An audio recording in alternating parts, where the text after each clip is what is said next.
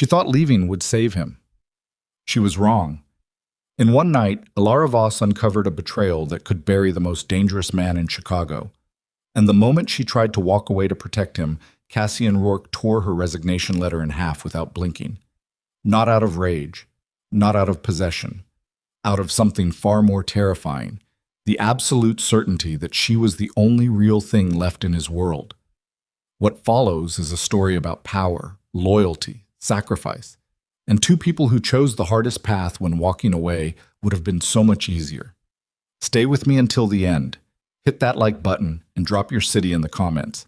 I want to see how far this story travels. The rain came down the way it always did in late October in Chicago. Not soft, not cinematic, just cold and mean and relentless, like it had a grudge against anyone still standing outside after midnight. Alara Voss had been standing outside the service entrance of Rourke Tower for 11 minutes. She knew because she'd counted. Counting things was how she kept herself from shaking apart. She was 31 years old. She had a master's degree in organizational management from Northwestern. She spoke 3 languages, could read a financial ledger the way most people read a menu, and had spent the last 4 years of her life making sure that Cassian Rourke's schedule, his communications, his public image, and his private silences all ran without a single crack showing. She was very good at her job. She was also soaking wet, holding a manila envelope against her chest like it was a wound she was trying to close, and she had been standing in the rain because she could not make herself go back inside. The envelope contained a resignation letter. 1 page, single-spaced, professional. She'd written it 6 times before she got the wording right. Not too emotional, not too cold, no explanations that could be used against anyone later. Just a clean exit, effective immediately. She had not written the real reason. She never would. Alara finally moved. She took the service elevator to the 42nd floor, walked past the night security desk where Martin, the overnight guard who smelled permanently of peppermint and always asked about her mother, gave her a small nod and didn't question why she was coming in at 12:47 in the morning, looking like she'd been dragged through Lake Michigan. Martin had worked for Cassian Rourke for 9 years. People who worked for Cassian Rourke learned quickly that asking questions was something you only did when you were certain you wanted the answer. Cassian's office was dark except for the desk lamp and the ambient glow of the city through floor-to-ceiling windows. He wasn't there. She'd checked his schedule, a late meeting with his accountant, Delford, about the Port Rotterdam contract. It should run until at least 1 in the morning. She had time. She set the envelope on the center of his desk, adjusted it slightly, then adjusted it again because she could not help herself, because straight lines and precise placement were the vocabulary she used when words failed her, and right now every other language she had was underwater. She looked at the envelope for a long moment, then she turned and walked toward the elevator. She didn't make it 12 steps. "Alara." His voice came from the corner of the room, from the sitting area near the secondary window where he sometimes went to think without turning any lights on. She had not seen him. She should have checked. She always checked. The fact that she hadn't told her more about her own state of mind than she wanted to know. She stopped walking. She did not turn around. "Mr. Rourke." Her voice came out steadier than she expected. "I didn't realize you'd finished early." Delford canceled. His wife. A pause. "The baby came 3 weeks early." "Congratulations to them," Alara said, to the door, to the middle distance. She heard him stand, heard the specific sound of his shoes on the hardwood, unhurried, deliberate, the kind of footsteps that belonged to a man who had never once in his adult life needed to hurry because the world bent itself around his pace instead. "There's an envelope on my desk," he said. "Yes, with your name on the return label." "Yes." Silence. The rain hammered the windows. 42 floors below them, Chicago went on being Chicago. Indifferent and enormous, and entirely unaware that anything in this room mattered at all. She heard him cross to the desk, heard the soft tear of paper as he picked up the envelope, and then a longer silence. Not the silence of reading, but the silence of a man who has read 1 line and stopped because 1 line was enough. "Effective immediately," he said. She still hadn't turned around. "Yes." Another silence.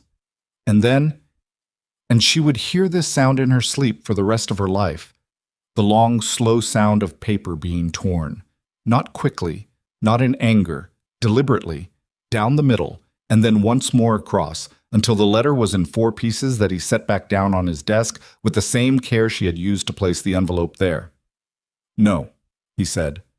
Alara finally turned around.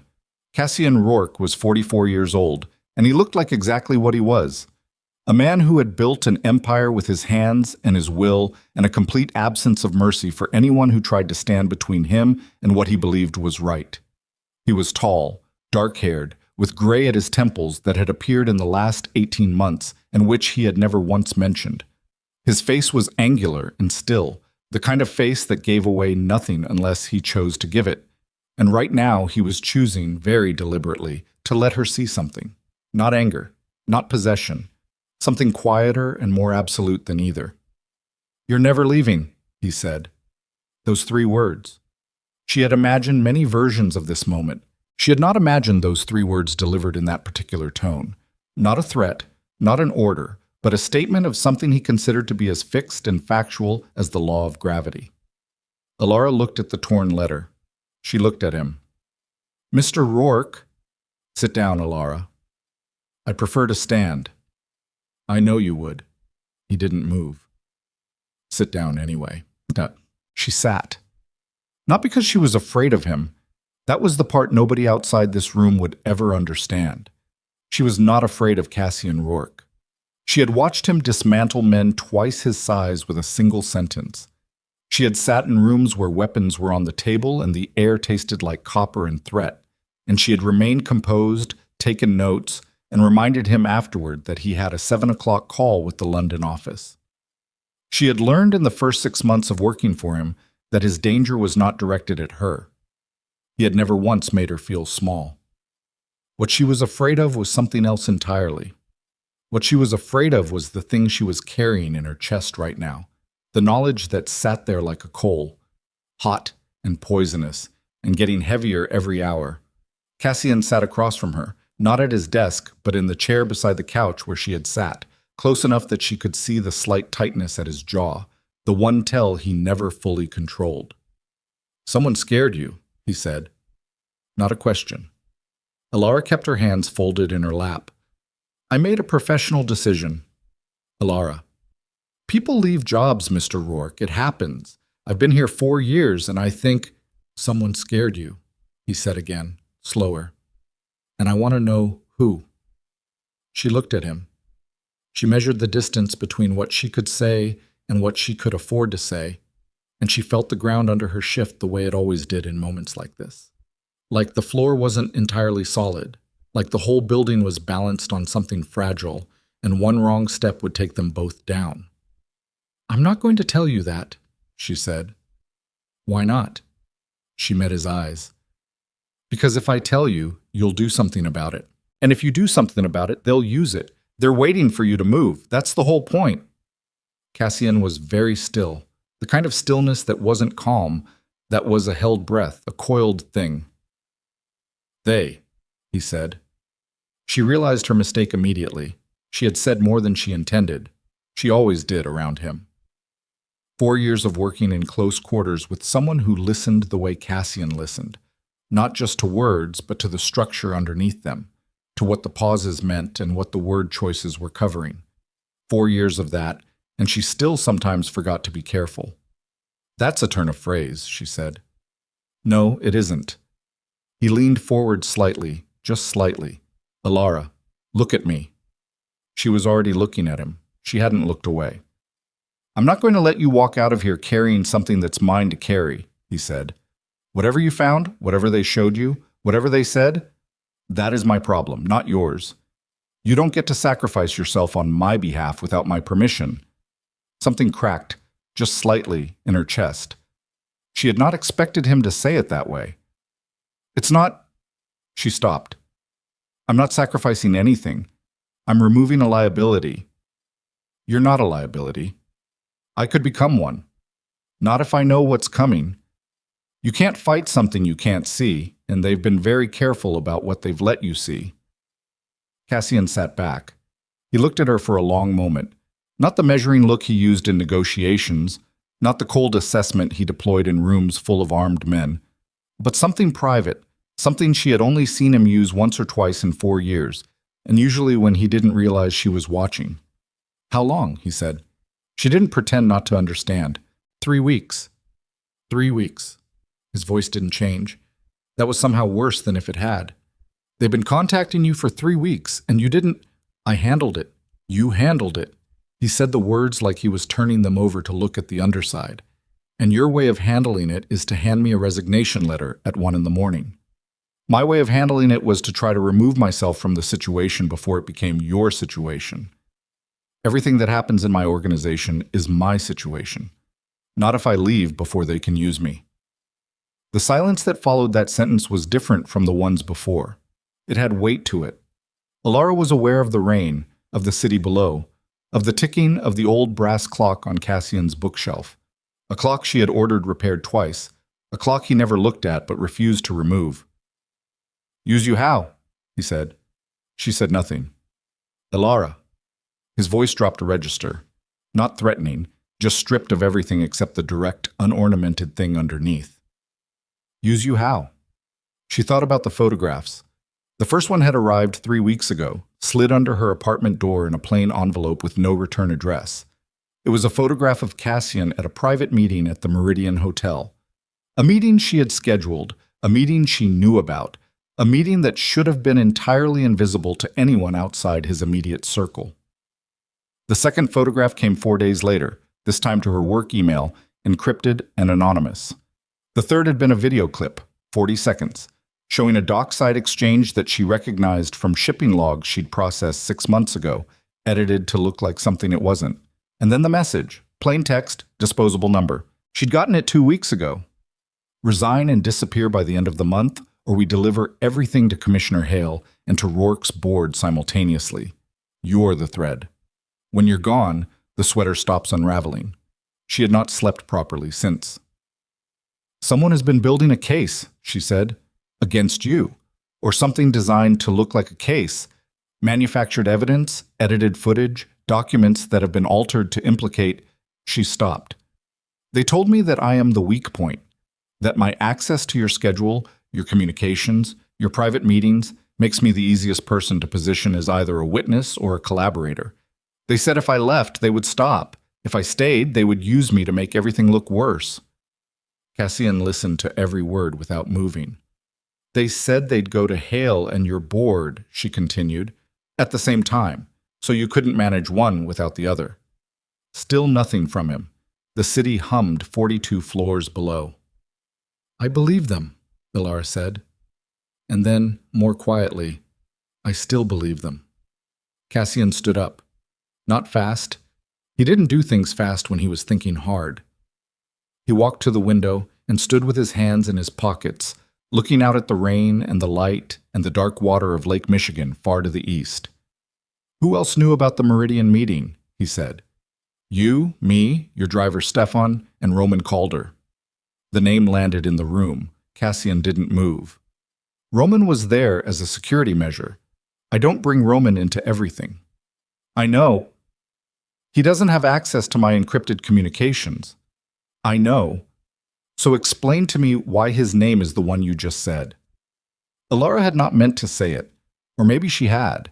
Maybe she had been carrying it for 3 weeks, and some part of her had known that the only person in the world who might actually be able to do something about it was the man standing at this window right now, and the only way to keep him safe was to give him the truth before it got handed to him by someone with worse intentions.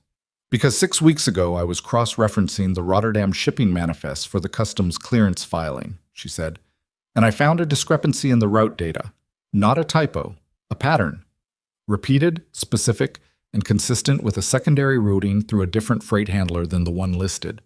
I assumed it was a vendor error. I filed a query internally." She paused. The query was accessed from Roman Calder's workstation at 11:47 p.m. on a Tuesday, and then closed with no action taken. I only found that because I checked the system access log the following morning. I told myself there was an explanation. I told myself I was seeing things that weren't there. "But you saved the log," Cassian said. She looked at the back of his head. "I saved the log. And the manifest." "Yes. And you didn't tell me."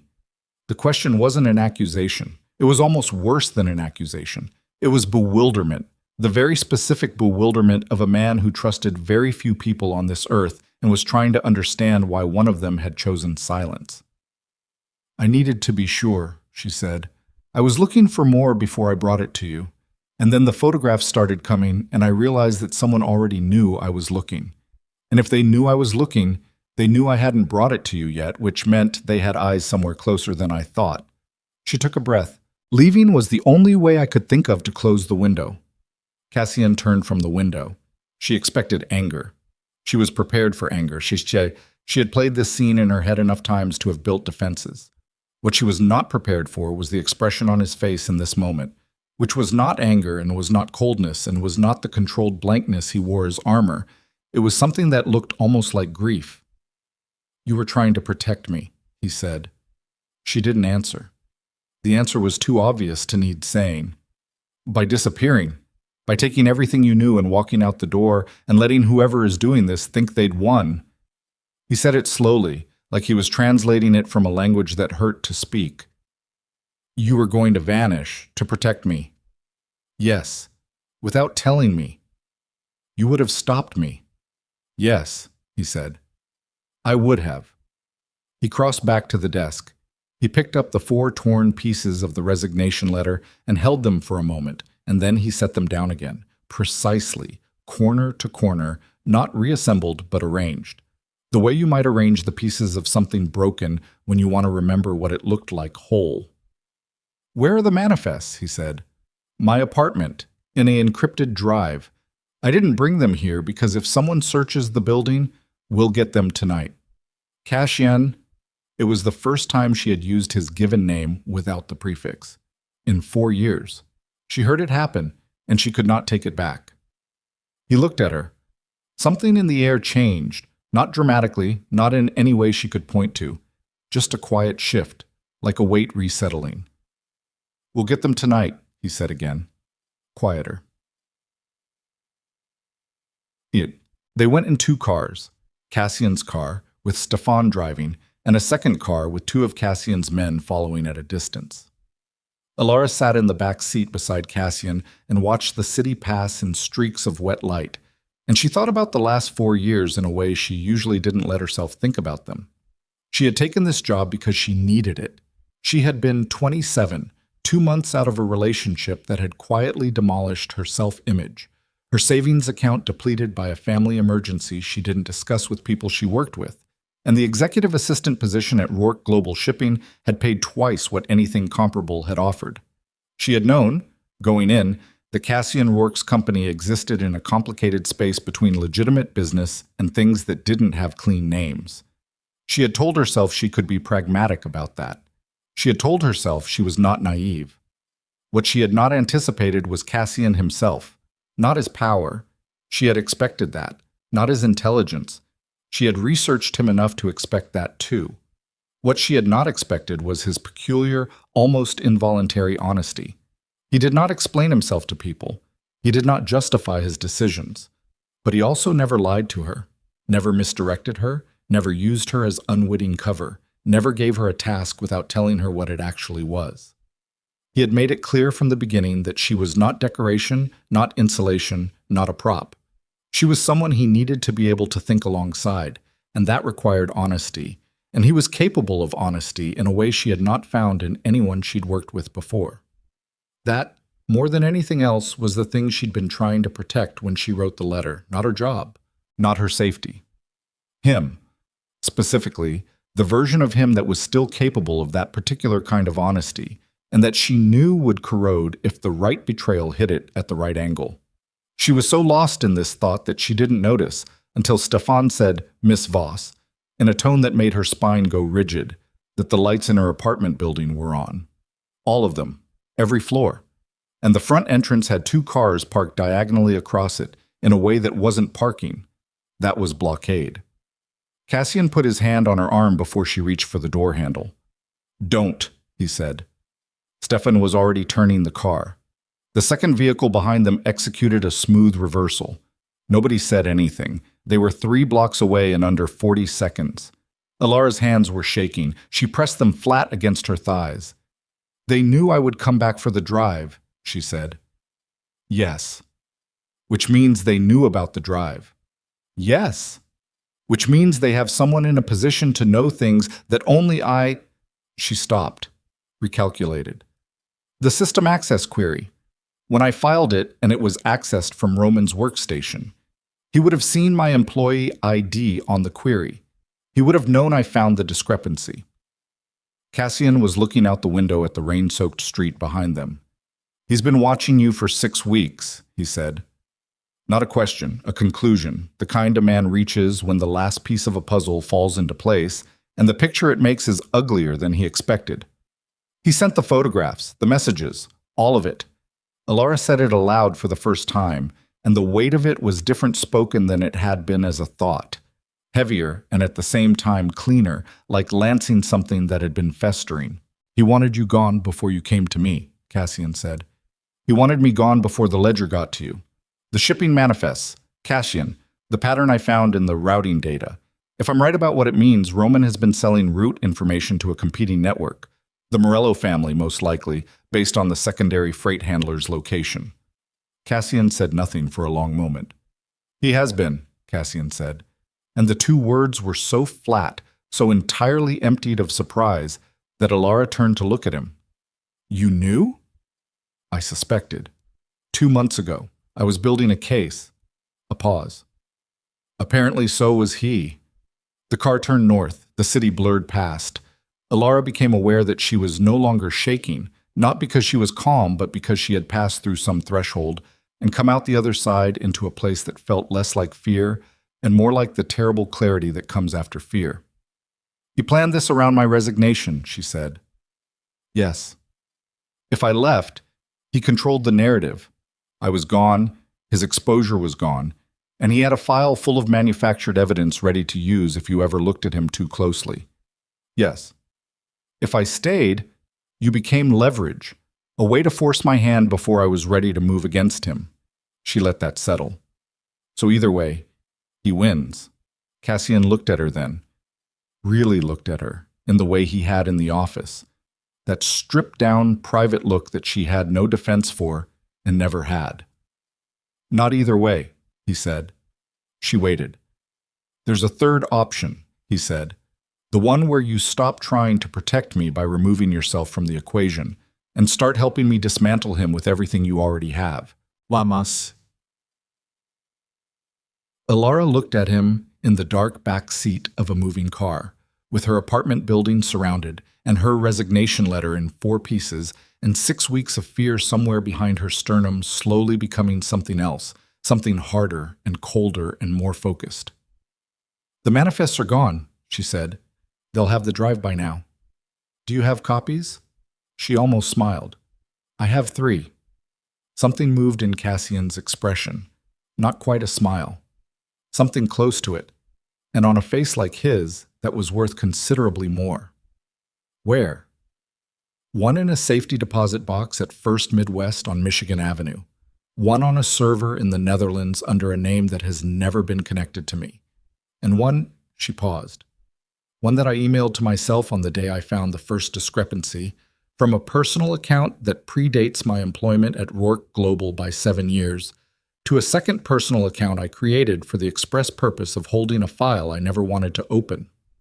Cassian studied her for a long moment.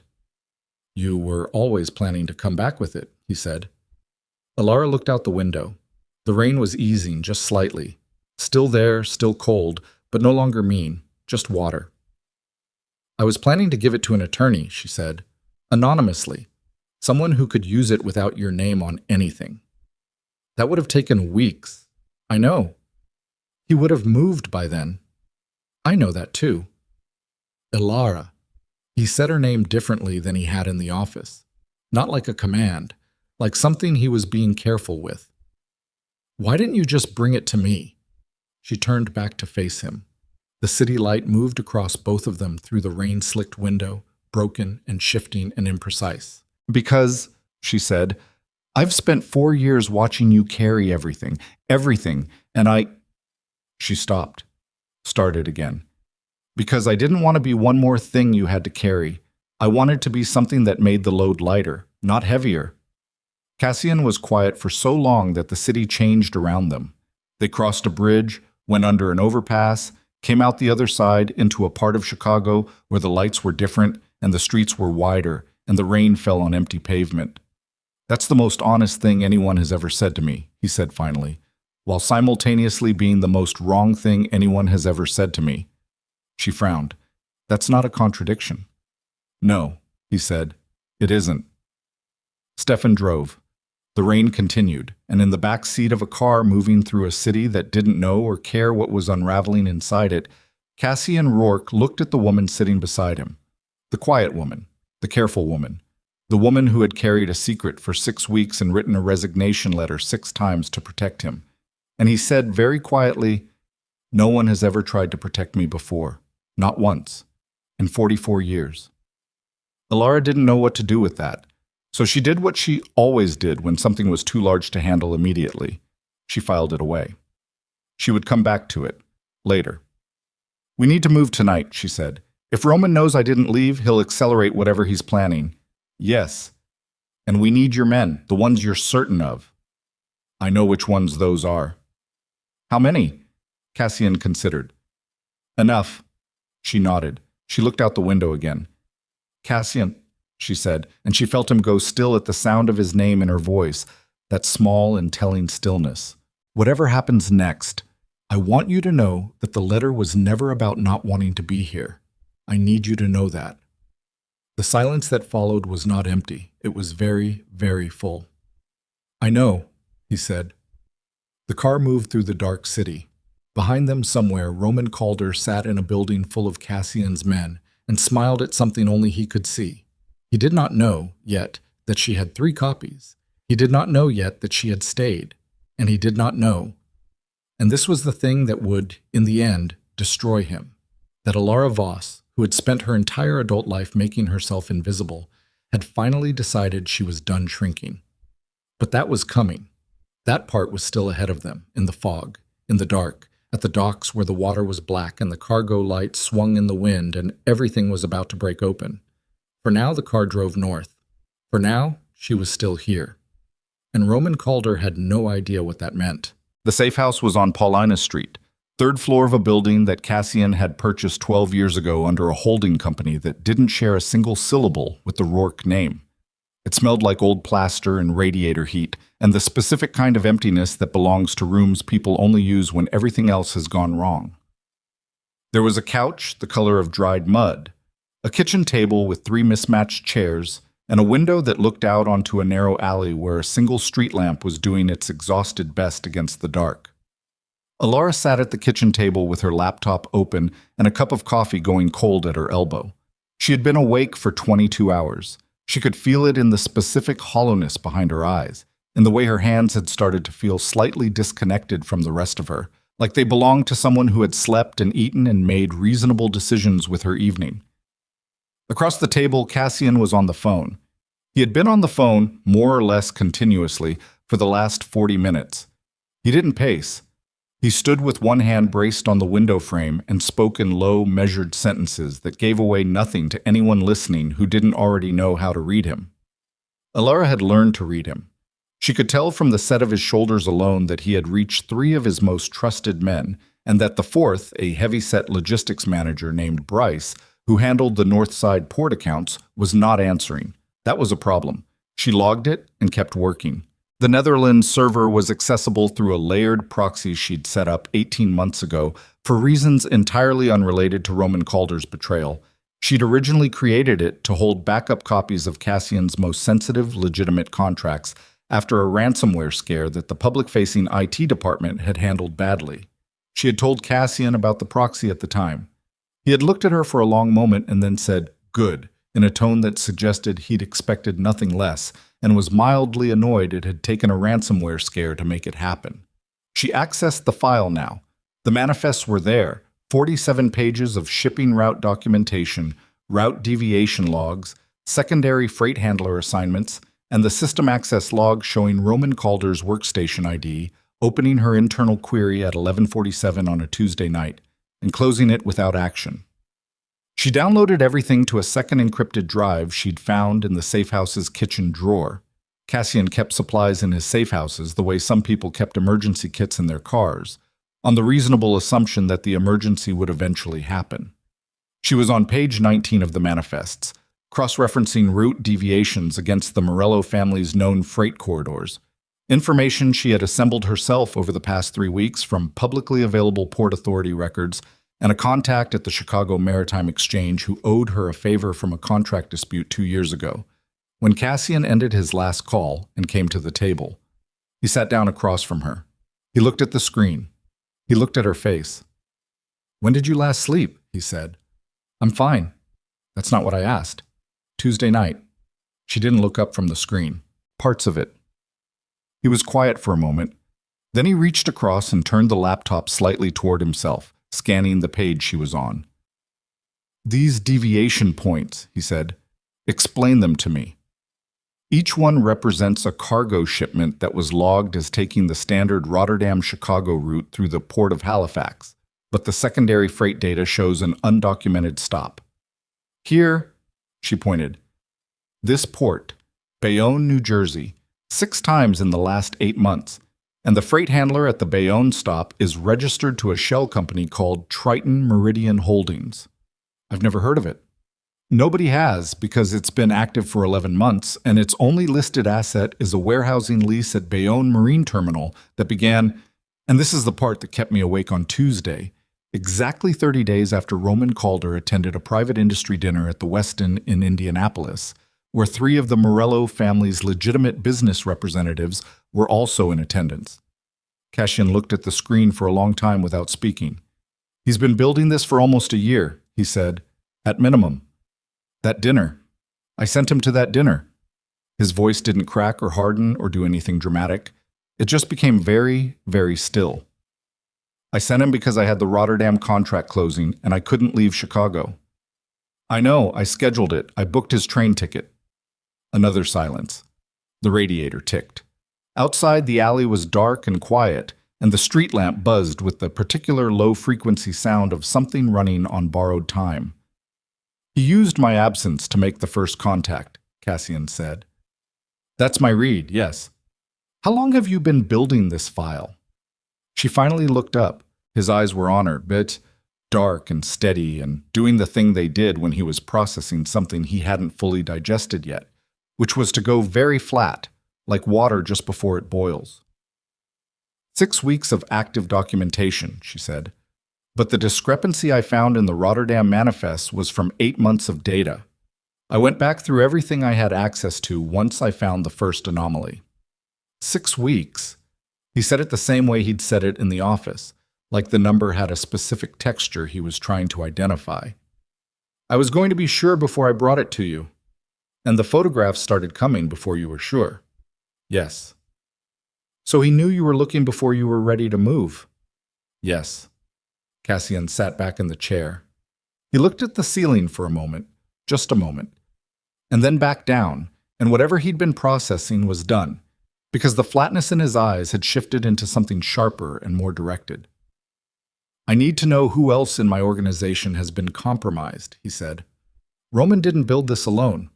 The photographs of my private meetings, someone physically photographed those meetings from inside the room, or from a position that required building access.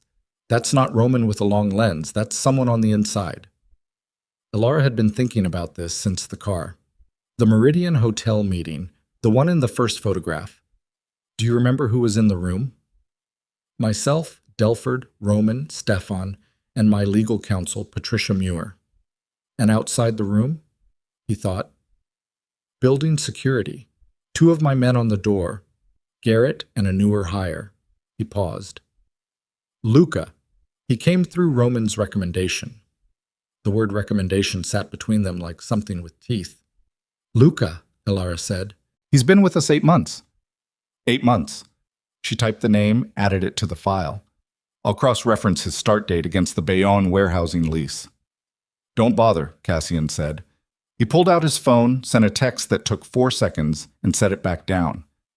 "I just pulled him off rotation and had him escorted to a holding room. He won't know why. He'll think it's routine." A pause. It won't be routine. Alara looked at him. I'm not going to hurt him, Cassian said, and there was something in his tone that might have been directed at her concern, or might have been directed at himself. I'm going to ask him questions and watch his face while he answers, that's all. And if his face gives the wrong answers? Cassian met her eyes. Then we'll know. She held his gaze for a moment and then looked back at the screen, because looking at him for too long right now cost something she wasn't sure she had in reserve. We also have a problem with Bryce not answering, she said. I know. How long has Bryce handled the North Side port accounts? 11 years? And Roman works closely with him on logistics coordination. Yes. Then either Roman already got to him, or Bryce is the kind of person Roman would have identified early as a risk to his operation and neutralized somehow. She chose the word carefully. Neutralize doesn't have to mean physically. It could mean leverage, something Roman has on him. Cassian was quiet. Bryce has a daughter, he said finally. Teenager. Some trouble last year. Legal matter, minor. It went away. Because someone made it go away? Because I made it go away, Bryce asked me. He paused. I didn't ask for anything in return.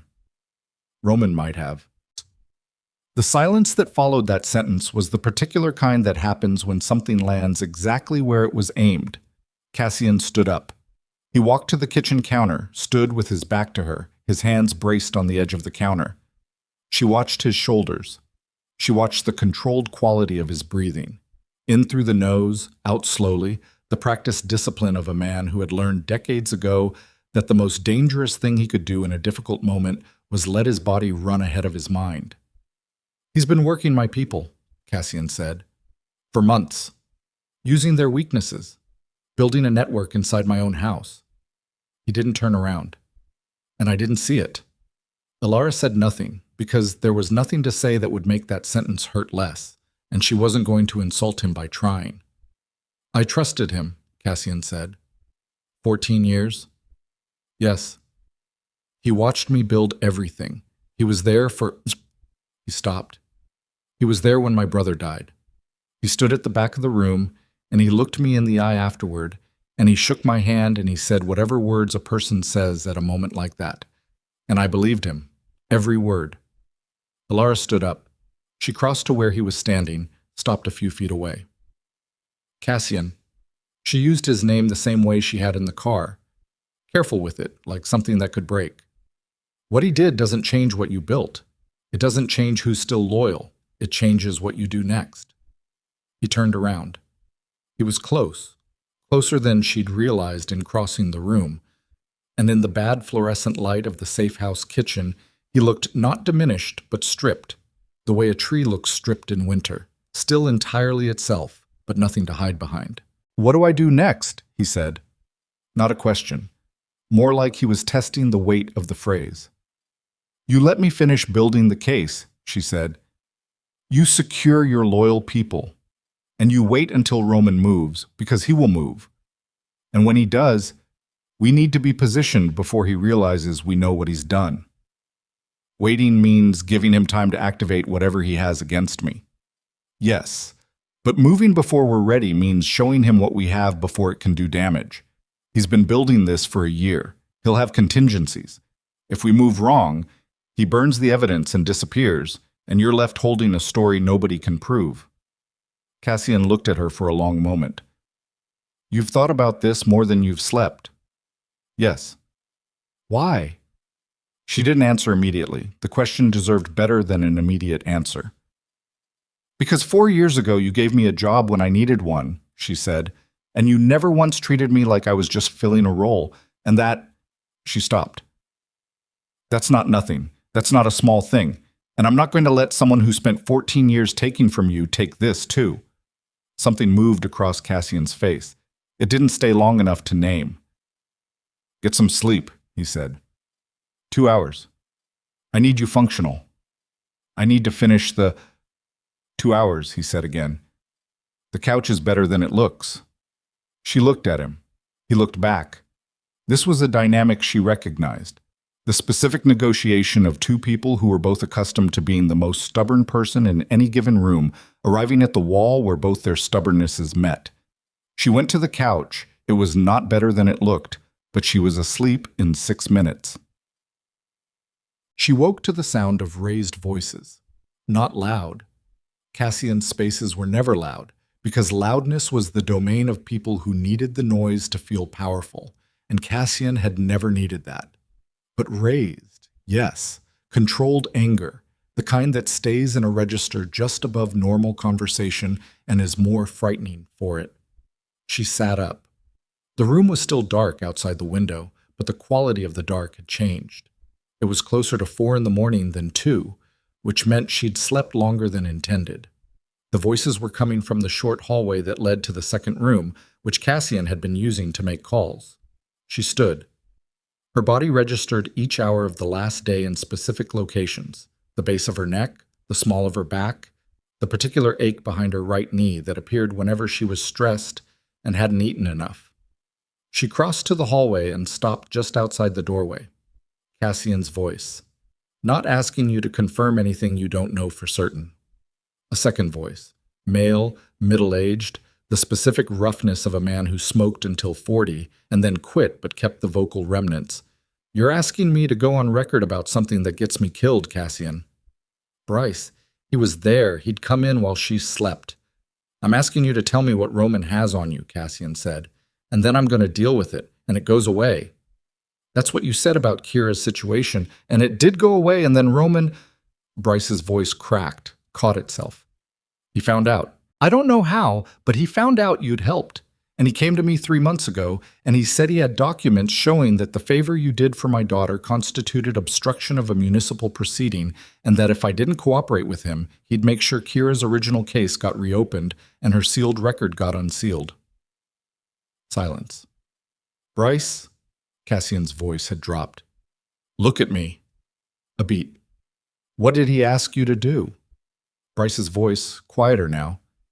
He wanted the Northside port schedule, the loading manifest for the next 6 months, delivery windows, security rotations, everything. A long pause. I gave it to him 2 weeks ago.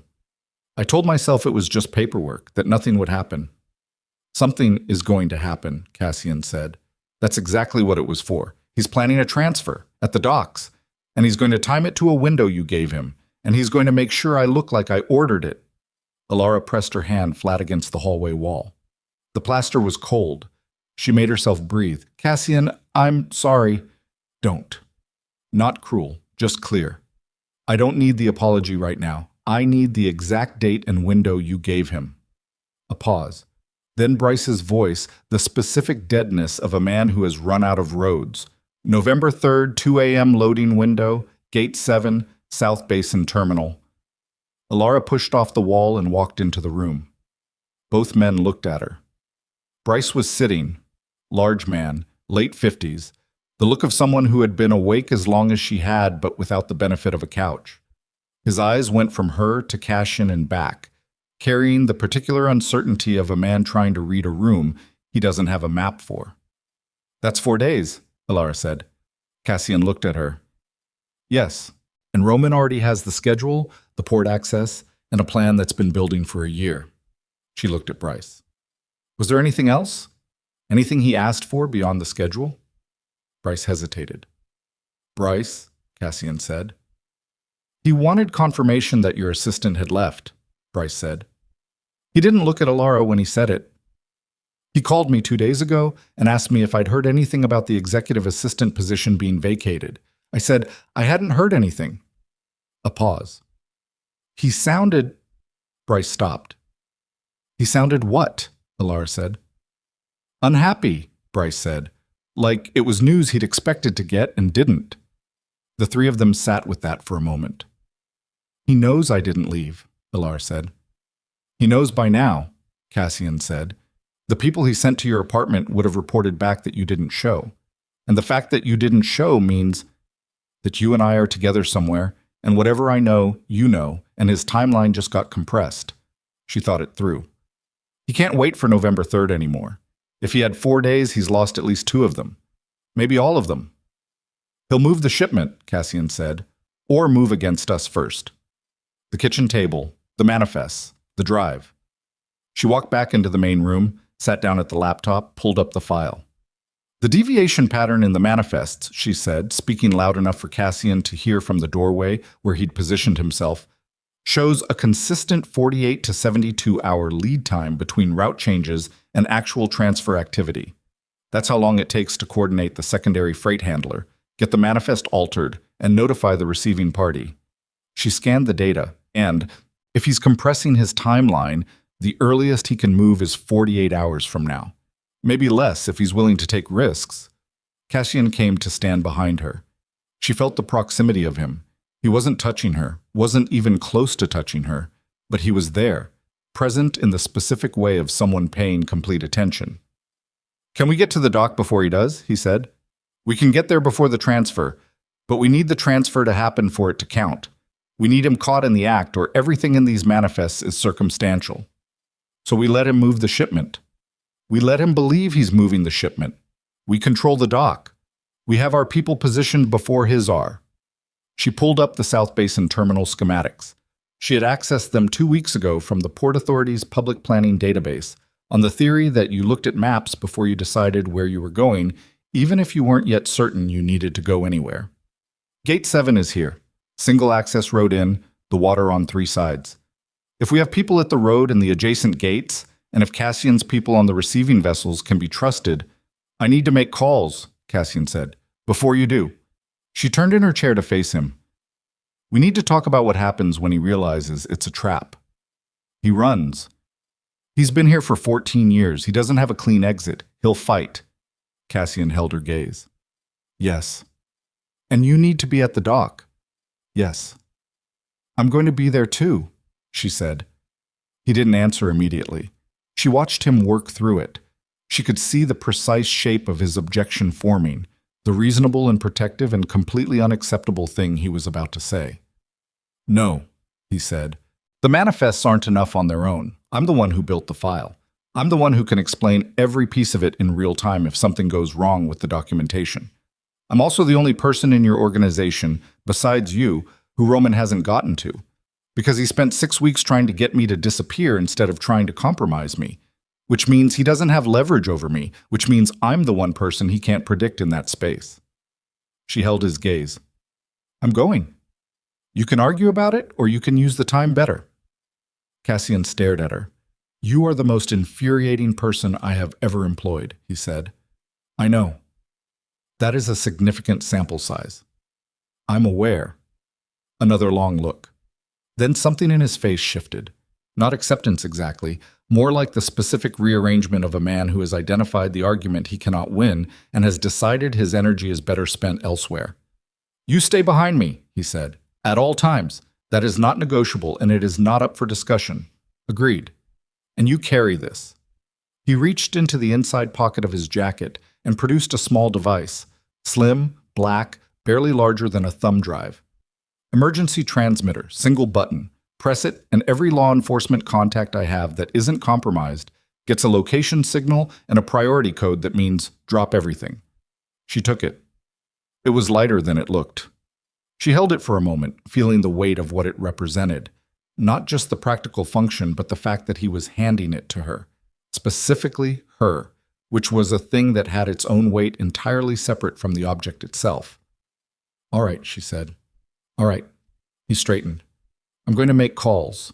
There's food in the cabinet, actual food, not just coffee. Eat something." He went back to the hallway. She heard the door close. Bryce was still in the main room, sitting at the other end of the table with his large hands folded and his eyes on the middle distance. He looked like a man waiting for a sentence to be handed down. Alara looked at him for a moment. "He's not going to punish you," she said. Bryce looked at her. "You don't know that." "I know him."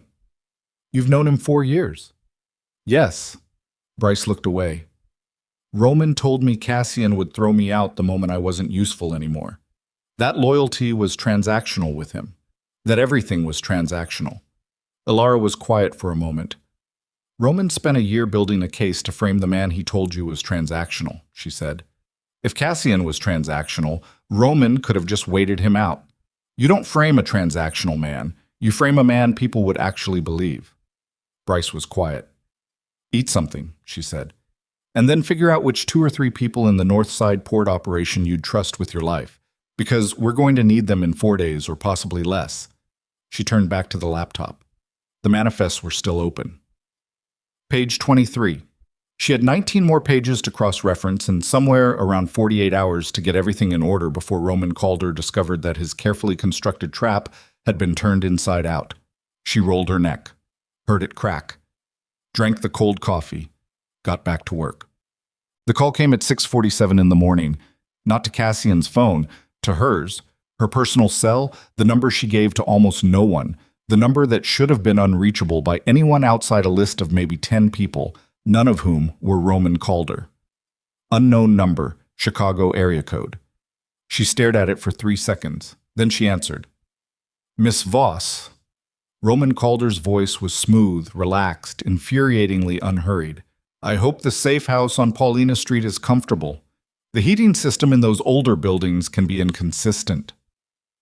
Alara did not move, did not breathe differently, did not change a single thing about her posture or her expression. She was alone in the main room. Bryce had been moved to the back bedroom an hour ago, and Cassian was still on calls, and she made a deliberate decision in the space of half a second about exactly how this conversation was going to go. Roman, she said, pleasantly, you should have called sooner. A pause. Barely a pause. Is that so? We've been expecting to hear from you. She kept her voice easy, unhurried, matching his register note for note. I assumed you'd wait longer, actually. I didn't think you'd be this rattled. I'm not rattled, Miss Voss. You called my personal cell at 6:47 in the morning. You're rattled. A longer pause this time. Where did you get this number? She asked. The same place I get everything, he said. You'd be surprised what people share when they're properly motivated. Luca, she said. Nothing. Which was its own answer. He's in a holding room, she said. Has been since about 2 in the morning. Whatever he told you before that, which means you've been working with stale information for several hours. She let that sit for a moment. How's that going for you? When Roman spoke again, the smoothness was still there, but something under it had changed. A tension in the pauses, a new precision in the word choices, the specific vocal quality of a man recalibrating. I want to offer you something, he said. No, you don't. You want to threaten me in a way that sounds like an offer. That's different. Miss Voss, you spent 6 weeks trying to get me to disappear because you knew I'd found the manifests and you couldn't risk Cassian seeing them before you were ready to move, she said. You sent photographs, messages. You had people at my apartment last night. That's not an offer. That's a campaign. And the campaign failed. So now you're calling my phone at dawn because you're trying to figure out what I've told him and how much time you have left. She paused. The answer to both of those questions is going to ruin your day. Silence. Real silence this time. Not calculated, not tactical. The silence of someone who has just had the shape of a situation change underneath them and is adjusting to the new terrain. You're smarter than I gave you credit for, he said. Everyone underestimates me, she said. It's the most consistent thing in my life. Ilara. He used her first name. Deliberate, intimate, the choice of someone switching to a new kind of pressure. I don't want to hurt you. I never did. You were a problem to be managed, not an enemy. This is between me and Cassian. It has been for a long time. And yet here you are, on my phone, managing me. He's going to take you down with him, Roman said. You know that. Whatever you think you've built, whatever you think is between you, it doesn't survive what's coming. The Port Authority has already been briefed. The documents I've prepared are already in motion. Cassian Rourke is going to prison, Ilara. The only question is whether you're standing next to him when it happens or whether you made the right choice in time. She let the words settle. She looked at the window, at the pale gray light of Chicago at first light, at the alley where the street lamp had finally given up sometime in the last hour and gone dark. When you say the documents are already in motion, she said, do you mean the ones at Commissioner Hale's office? A pause. Among others. She looked at the manifests on her screen. Page 31, 17 pages left. Have you actually looked at those documents recently, Roman? Since you assembled them? Have you checked the route deviation logs against the publicly available Port Authority records? Have you cross-referenced the secondary freight handler registrations against the Bayonne Marine Terminal lease dates? Nothing. Because I have, she said, very carefully, and they're very good work, genuinely. The alterations are clean and the timeline is plausible, and most people looking at them would see exactly what you want them to see. She paused. Most people. What are you saying? I'm saying that I have 47 pages of original documentation that shows very clearly what was actually altered and by whom, with system access logs, IP records, and a paper trail through Triton Meridian Holdings that leads directly to you. She said it the same way she'd said everything else, calmly, precisely, without inflection. I'm saying that whatever you've built, I've built the thing that takes it apart, and I've had 6 weeks to make sure it's airtight. The silence on the other end of the line was different now. It had a different quality, not the silence of calculation or recalibration, but something rawer, something that sat underneath all the smoothness like bedrock. You're bluffing, he said. Roman. She closed the laptop. She was done with the manifest. She had what she needed. I don't bluff. It's inefficient. She ended the call. She sat for 3 seconds in the quiet of the safe house kitchen. Then she stood up, walked to the hallway, knocked twice on the closed door. Cassian opened it. He was still on a call, but he held up one finger. Give me 30 seconds. And she nodded and waited. And when he ended the call, he looked at her face, and something in his expression sharpened immediately. What happened? Roman just called my personal cell, she said. He knows we're here. He's accelerating. The documents he filed against you, they may already be in motion with Hale's office. Cassian's jaw tightened. 1 degree. Almost invisible. How long do we have? I don't know, but I told him about the manifest. I told him what we have. He stared at her. You told him. Yes. Why? She met his eyes. Because I wanted him to know that waiting is no longer an option for either side. We were going to move in 4 days. Now we move in 48 hours at the outside, and he knows it, which means he'll move in less than that, which means we don't have to go hunting for him. She held Cassian's gaze. He'll come to us. Cassian was very still. Something moved behind his eyes, something she had learned in 4 years to recognize as the specific expression of a man encountering an idea that is simultaneously dangerous and exactly right. You drew him out, he said. I drew him out, she said. Outside, the pale Chicago dawn was spreading flat and gray over the city, and somewhere across town, Roman Calder was making the phone call that would set everything in motion. The call that would bring everything forward by days. The call that was the first step in his own undoing. And in a third-floor room on Paulina Street, Cassian Rourke looked at Alara Voss and said nothing, because there was nothing that needed saying, and she looked back at him and felt the ground shift again beneath her feet. But this time it didn't feel like falling. It felt like standing on something finally solid. Neither of them knew yet what Roman Calder had already set in motion. Neither of them knew about the call he'd made the night before. Not to Commissioner Hale, not to the Morello family, but to a man in a gray coat who specialized in making problems disappear in ways that left no fingerprints and no witnesses. That call had been made 6 hours ago. The man in the gray coat was already in Chicago, and he had Alara's photograph in his pocket. His name was Dren Vasco, and he had been in the business of making things disappear for 19 years. He was not large. That was the first thing people got wrong about men like him. They expected large, they expected obvious, they expected the kind of physical presence that announced itself. Vasco was medium height, medium build, somewhere between 50 and 55 with a face that looked like the kind of face you'd forget while you were still looking at it. He wore gray. He always wore gray. Not as an affectation, but because gray was the color of things that didn't require a second look. He had been in Chicago for 7 hours. He had already been to Alara Voss's apartment building, identified 3 exit routes, noted the location of the nearest hospital, and eaten breakfast at a diner 4 blocks from the safe house on Paulina Street where he had been told, by a man who was paid very well to know such things, that Cassian Rourke was currently operating.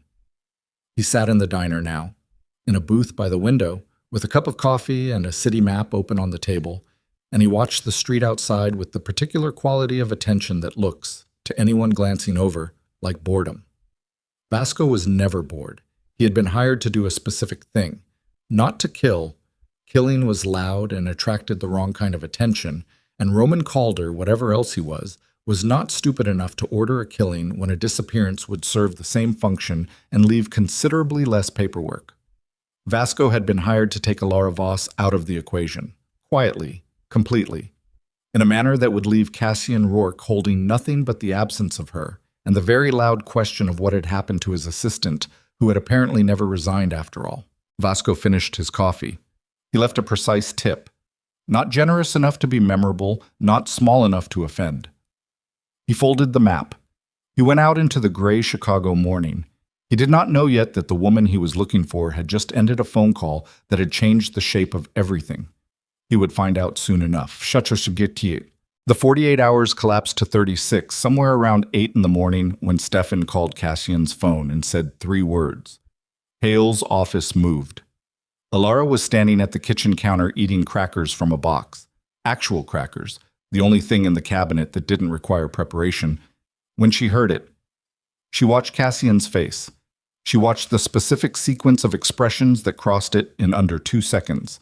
Attention, assessment, controlled response. When? Cassian said. Stefan's voice tinny through the phone speaker. Hour ago. 2 detectives and a federal liaison visited Rourke Tower. They spoke with the overnight security supervisor. They had a warrant, limited scope, communications records, and financial documentation for the last 18 months. Who authorized the warrant? It came through Judge Parrish's office. Cassian looked at Alara. She knew what that meant. Parrish had been in Cassian's pocket for 6 years, or rather, in the pocket of a real estate development company that was 3 corporate layers removed from Rourke Global, but very much Cassian's in every way that mattered. Parrish authorizing a warrant against Rourke Global meant either that Roman had something on Parrish too, or that the federal liaison had bypassed the usual channels. The federal liaison, she said, quietly enough that only Cassian could hear. Get a name. He heard her. Stefan, the federal agent. Name. A pause. Papers shuffling. The overnight supervisor said the badge read Kellerman. James Kellerman, out of the Chicago field office. Alara set down the crackers. She crossed to the laptop, opened it, and typed the name into a search that pulled from a database she'd set up access to 18 months ago through a contact at Northwestern's Law Review who had, in a previous professional life, worked in federal public records. The database wasn't comprehensive, and it wasn't always current, but it was faster than the alternatives. James Kellerman, Chicago Field Office, Financial Crimes Division. She had the file open in 40 seconds. She read it in 20 more. Cassian? She said. He was still on with Stefan. Hold on. He looked at her. Kellerman was assigned to the Morello Task Force, she said, 18 months ago. He was pulled from it 7 months ago under an internal review. The review was sealed, but the task force reassignment is public record. She looked up. 7 months ago is when the Bayonne warehouse lease started. Cassian's expression didn't change, but something behind his eyes went very cold very quickly in the way that had nothing to do with temperature. Stefan, he said into the phone, pull everyone from the building. Non-essential personnel. Send them home. Tell them systems maintenance. Keep only the people on the list I texted you at 4 this morning. Nobody else enters the 38th floor or above. A pause. Yes. Now. He ended the call. Roman has a federal agent, Alara said. Roman has a federal agent, Cassian confirmed. His voice was even, almost academic, like they were discussing something on a spreadsheet rather than the active dismantling of his life's work. The sealed internal review, she said. Roman found something on Kellerman during the Morello Task Force period, something that gave him leverage. Or Kellerman was already compromised and Roman simply activated it. But either way, the warrant Parrish signed isn't going to hold. It's built on a contaminated chain. If Kellerman was working with the Morello family's interests, and those interests overlap with Roman's, the entire evidentiary basis is, it doesn't matter if it holds, Cassian said. What matters is what they find in the building while the warrant is active. If Roman has someone on the inside who can plant documentation during the search. They looked at each other.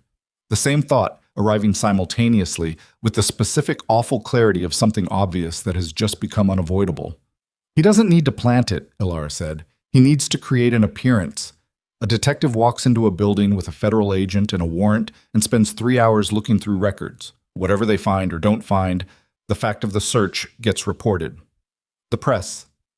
She closed her eyes briefly. The press will have it by noon. Cassian was already on another call.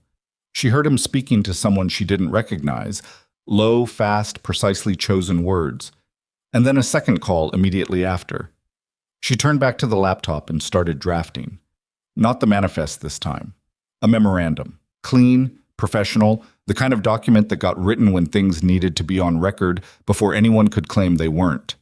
She was 3 paragraphs in when her phone buzzed. Text message. Unknown number, but different from Roman's.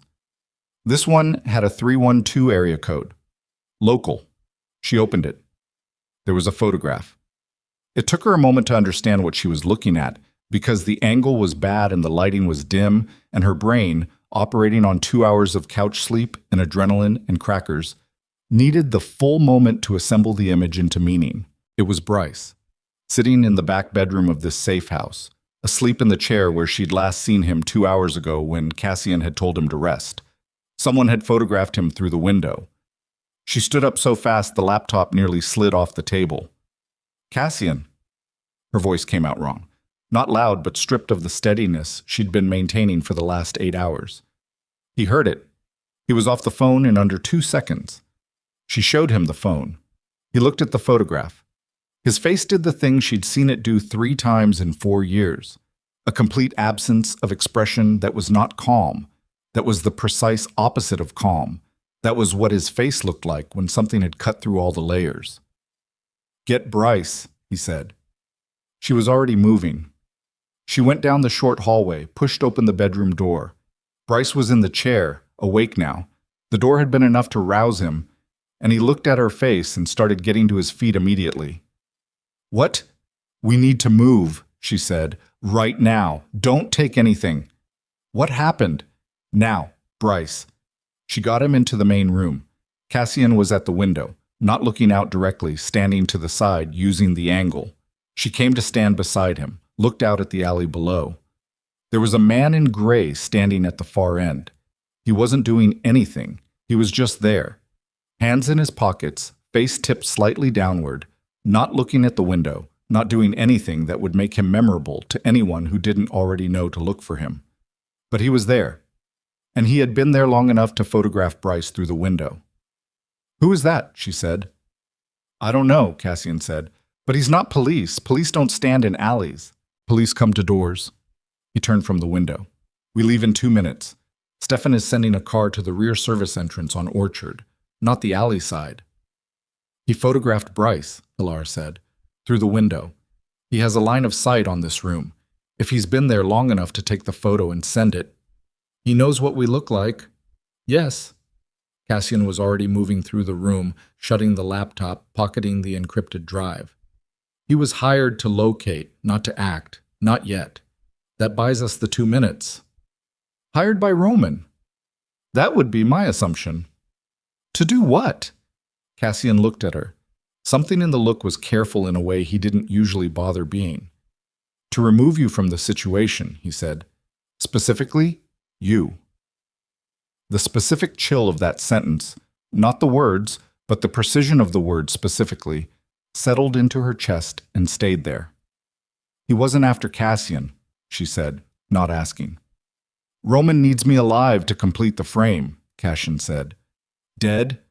I'm a victim, and the story becomes something he can't control. But you, he stopped.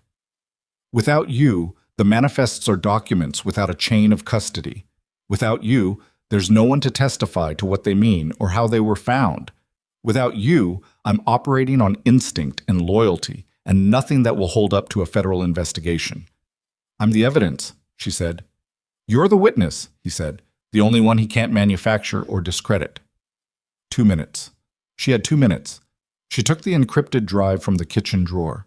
She took her phone, confirmed the 3 copies of the manifests were still accessible. Netherlands server, yes. Safety deposit box, accessible but not retrievable in 2 minutes. Email account, yes. She took the emergency transmitter Cassian had given her and put it in her inside jacket pocket, where she could reach it with her right hand without looking. She looked at the room one more time. The couch, the table, the cold cup of coffee. She followed Cassian and Bryce out the door. The car was a dark blue sedan she didn't recognize, driven by a man named Fitch, whom Cassian had used for exactly these situations for 11 years. Fitch was 53, ex-military, and constitutionally incapable of small talk, which Alara had always appreciated. He didn't ask questions. He drove. They went north first, then cut east on Diversey, then south again. Not a direct route to anywhere, just movement designed to surface anyone following. Alara watched the mirrors. Cassian watched the street. Bryce sat in the front passenger seat and held himself very still with the discipline of a man who understood that his job right now was to take up as little space as possible and not complicate anything. 14 minutes into the drive, Cassian's phone rang. He looked at the screen. Something in his face tightened. He answered. "Patricia," he said. Patricia Muir, his legal counsel. Alara had worked with her for 3 years. A compact, sharp-eyed woman in her 60s who had navigated Cassian's legal landscape with the precision of a surgeon and the emotional range of a glacier, which were exactly the qualities the job required. "I'm listening," Cassian said. Patricia's voice was audible even without the speaker. Clipped, fast, doing the thing it did when she was containing something that required containing. "They came to my office, Cassian, 40 minutes ago. Kellerman and one of Hale's people. They had a supplemental warrant, broader scope than what they served at the tower. It covers communications and documentation related to, quote, financial irregularities in import-export operations, and specifically names." A pause. A very deliberate pause. "It specifically names Alara Voss as a person of interest." The car was very quiet. "As a what?" Cassian said. "Person of interest. Not suspect." They were careful about the language.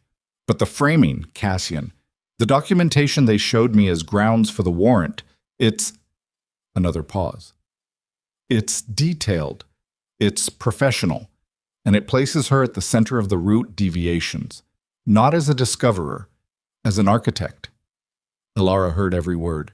She kept her eyes on the window, on the city moving past, on a woman with a yellow umbrella waiting at a bus stop, on the specific color of the sky, which was the flat pewter gray of a day that hadn't decided yet what it was going to do.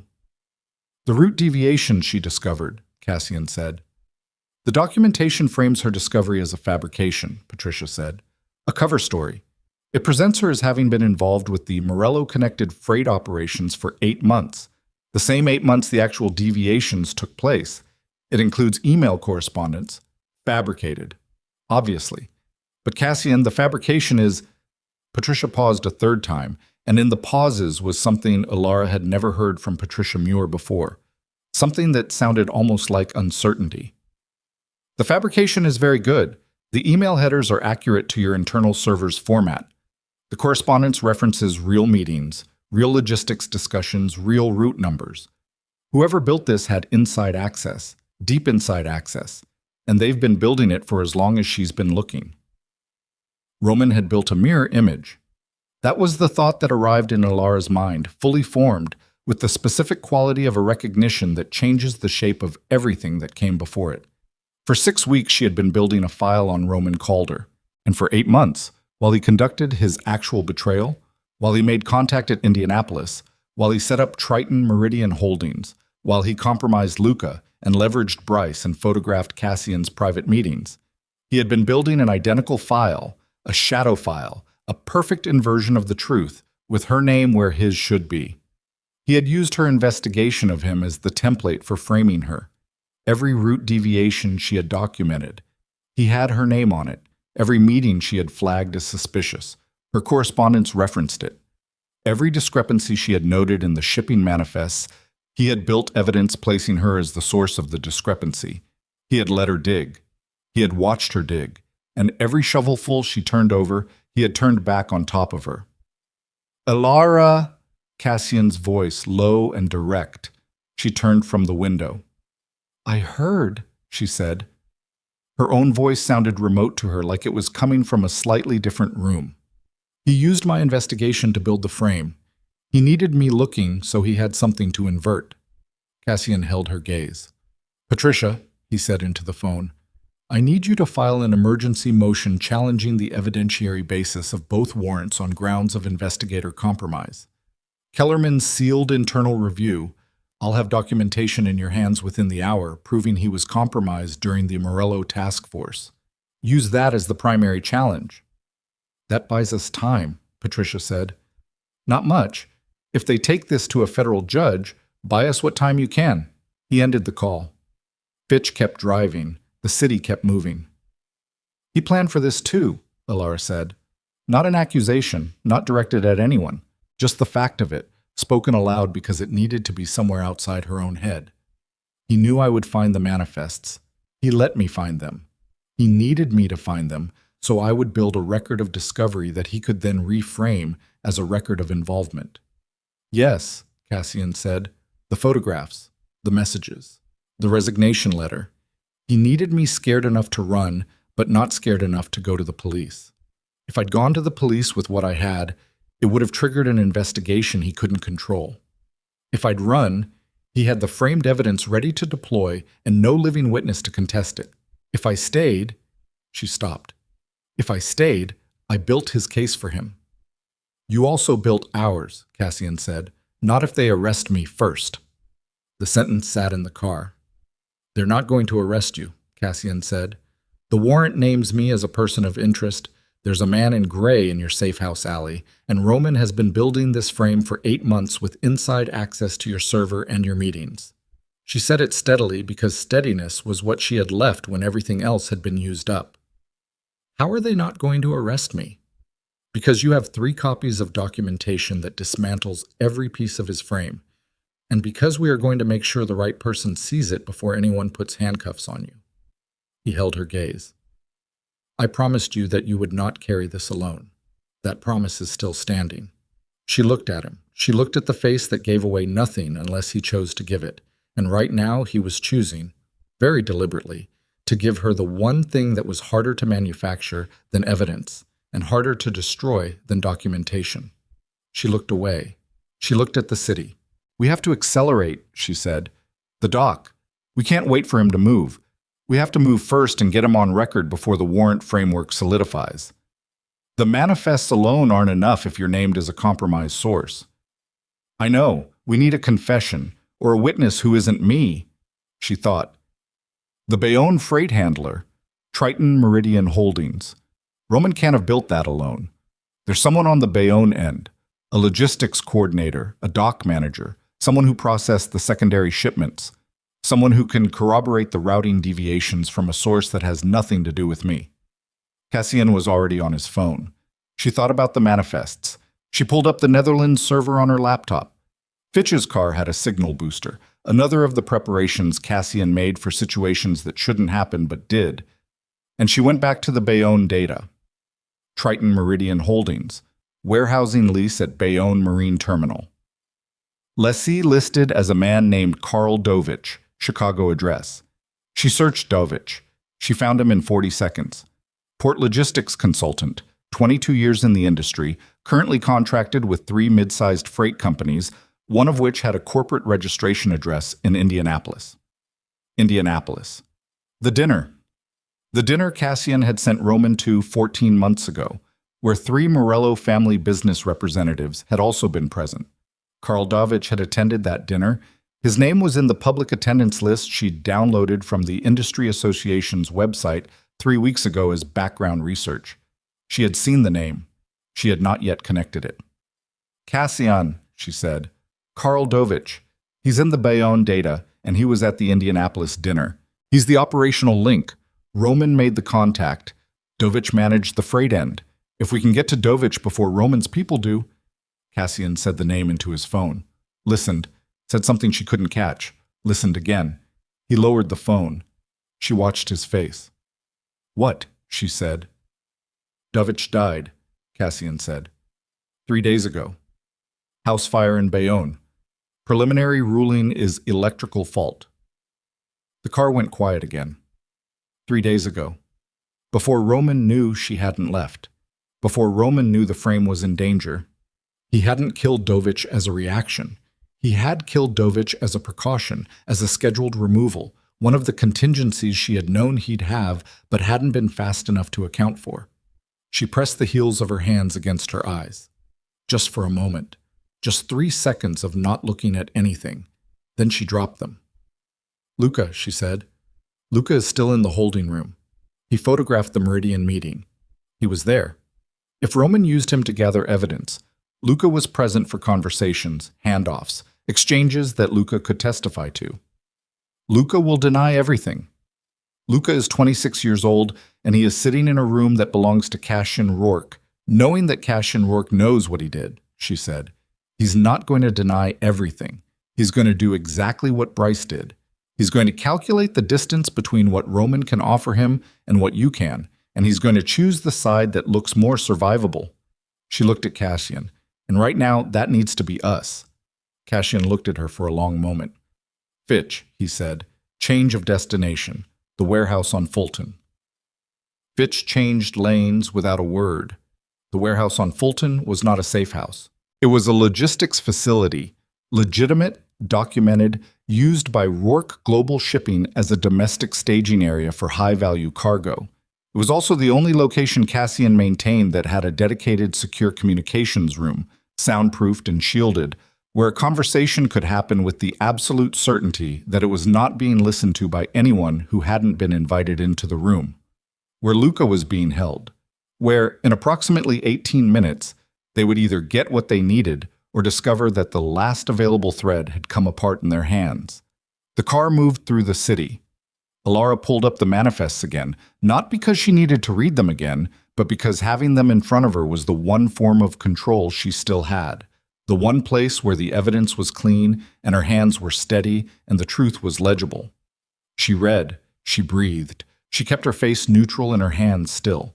She did not think about the man in gray in the alley because thinking about him right now would not help anything, and unhelpful thinking was a luxury she couldn't afford. She almost made it. Her phone buzzed, another text from the 312 number, one word, careful. And then, immediately after, a second message, a photograph. This one not of Bryce. This one of Stefan's car, the car that had been sent to pick up the people Cassian had trusted most and bring them to a secondary location. The car was stopped at an angle in the middle of a street she recognized, the block behind Rourke Tower, the loading bay access road. All 4 doors were open. The car was empty. She stared at the photograph for 5 full seconds. Then she said, Cassian, Stefan. He looked at the phone. She watched his face. What she saw there was not rage, and it was not grief, and it was not the controlled blankness that was his armor. It was something older than all of those, something stripped, something that lived underneath all the construction, something that had been there before he was powerful, before he was feared, before he had learned to make his face into a tool. It was the face of a man who has just understood that the war has already started. How many people did Stefan have with him? Alara said. Quietly. 4. Cassian said. The ones I was most certain of. He set her phone down on the seat between them. The ones who knew the Fulton location. The car kept moving. Fulton Street was 12 blocks ahead. He has them, Alara said. Yes. Which means he knows where we're going. Yes. Which means it's a trap, Cassian said. The warehouse is a trap. He wants us to walk in. He leaned forward. Fitch, stop the car. Fitch pulled over on a side street she didn't know, engine running, wipers ticking against a light drizzle that had started somewhere in the last 10 minutes without anyone noticing. The 4 of them sat in the car. The city went on around them, indifferent and enormous, doing what cities do. Alara looked at Cassian. Cassian looked at the street ahead. Bryce held his hands folded in his lap like a man in a waiting room. He has your men, she said. He has the frame in place. The warrant is moving. Kellerman is activated. Dovich is gone. She said each thing cleanly, without drama, Because drama was what you reached for when you didn't have a plan, and she needed a plan. And he's watching the warehouse. Yes, Cassian said. So we need to give him something to watch that isn't us. She thought, he needs us at the warehouse. He needs us in that room because that's where Luca is, and Luca is the last piece he doesn't fully control. If Luca talks to us before Roman gets to him, the frame has a hole in it. So he needs us to walk in there, and he needs Luca to be... She stopped. She said it. She made herself say it. Luca might already be dead. Cassian said nothing. And if Luca is dead, we have the manifests. We have my testimony. We have the email records, and the Netherlands server, and the Kellerman documentation.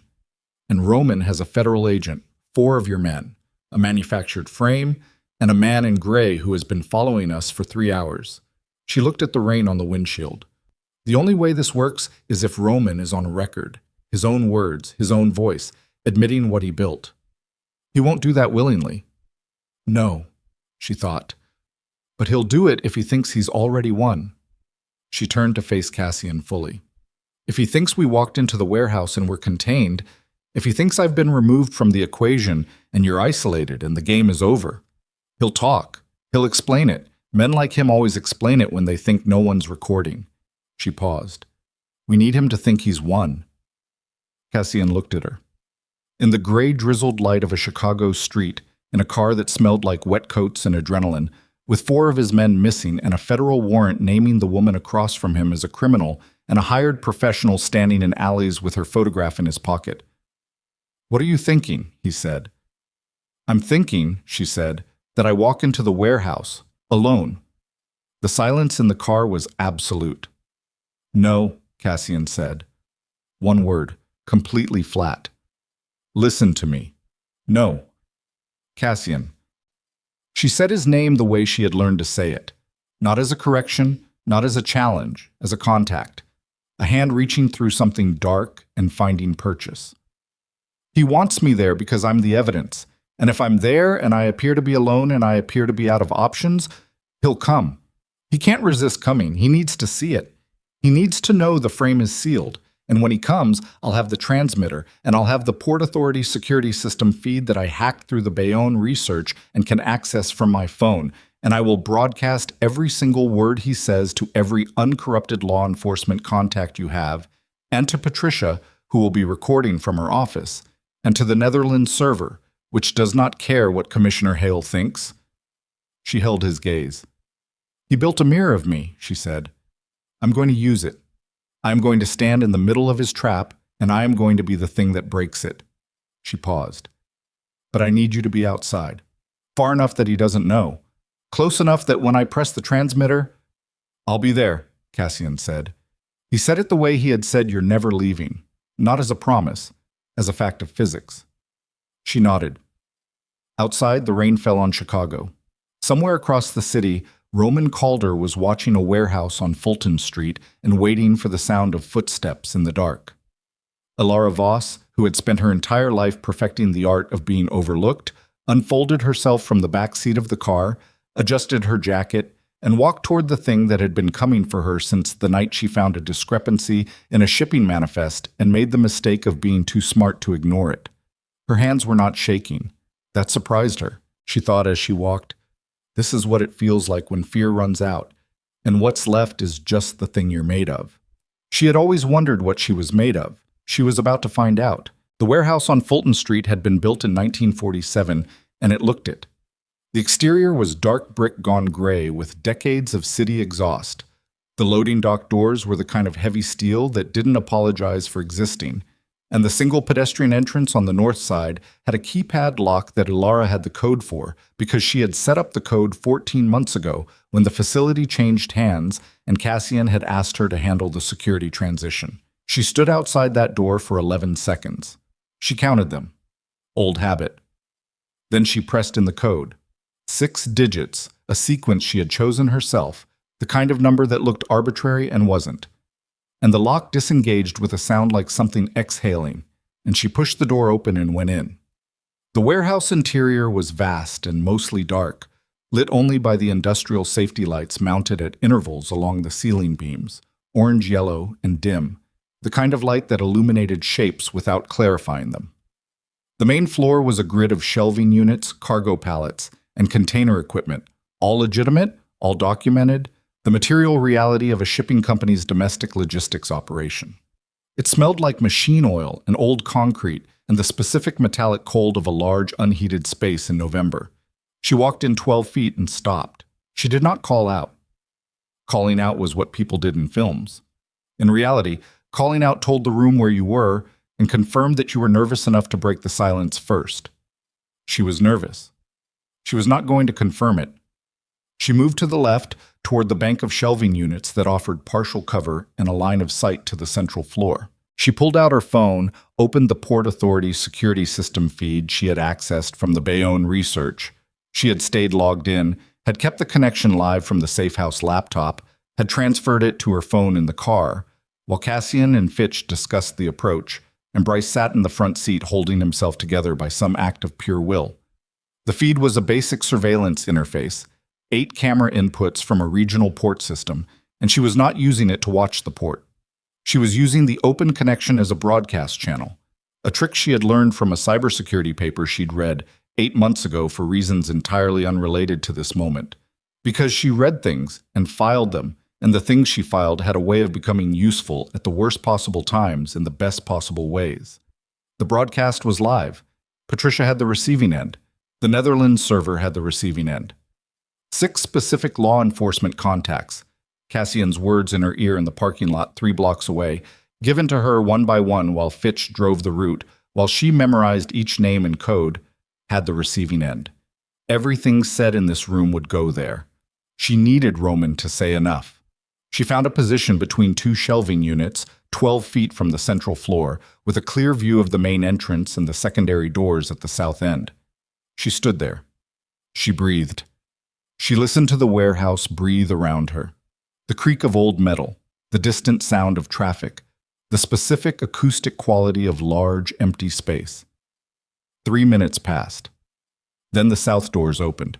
Roman Calder walked in with 2 men she didn't recognize, and one she did. A compact figure in gray who moved the way water moves, finding the path of least resistance, taking up no more space than he needed. Vasco. He was here.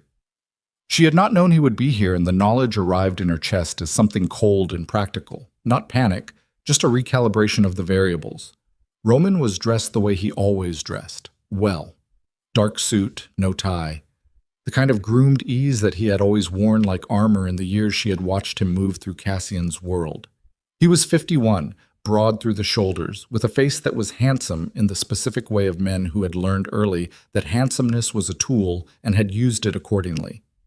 He was smiling, not widely, just a private, satisfied curve that sat at the corners of his mouth, like something he was trying not to show and not trying very hard. He stopped in the middle of the main floor.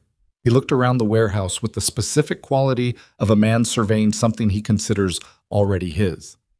"Miss Voss," he said, his voice carried easily in the acoustic space. "I know you're here. I watched you come in on the entry camera." She stepped out from between the shelving units. Not quickly, deliberately. She walked to a position 12 feet from him and stopped, and she stood with her hands at her sides, visible, and looked at him. "Roman," she said. He looked at her the way she had always suspected he looked at her, like a problem that had been more persistent than it should have been and was now, finally, contained. "You came alone." "I came alone."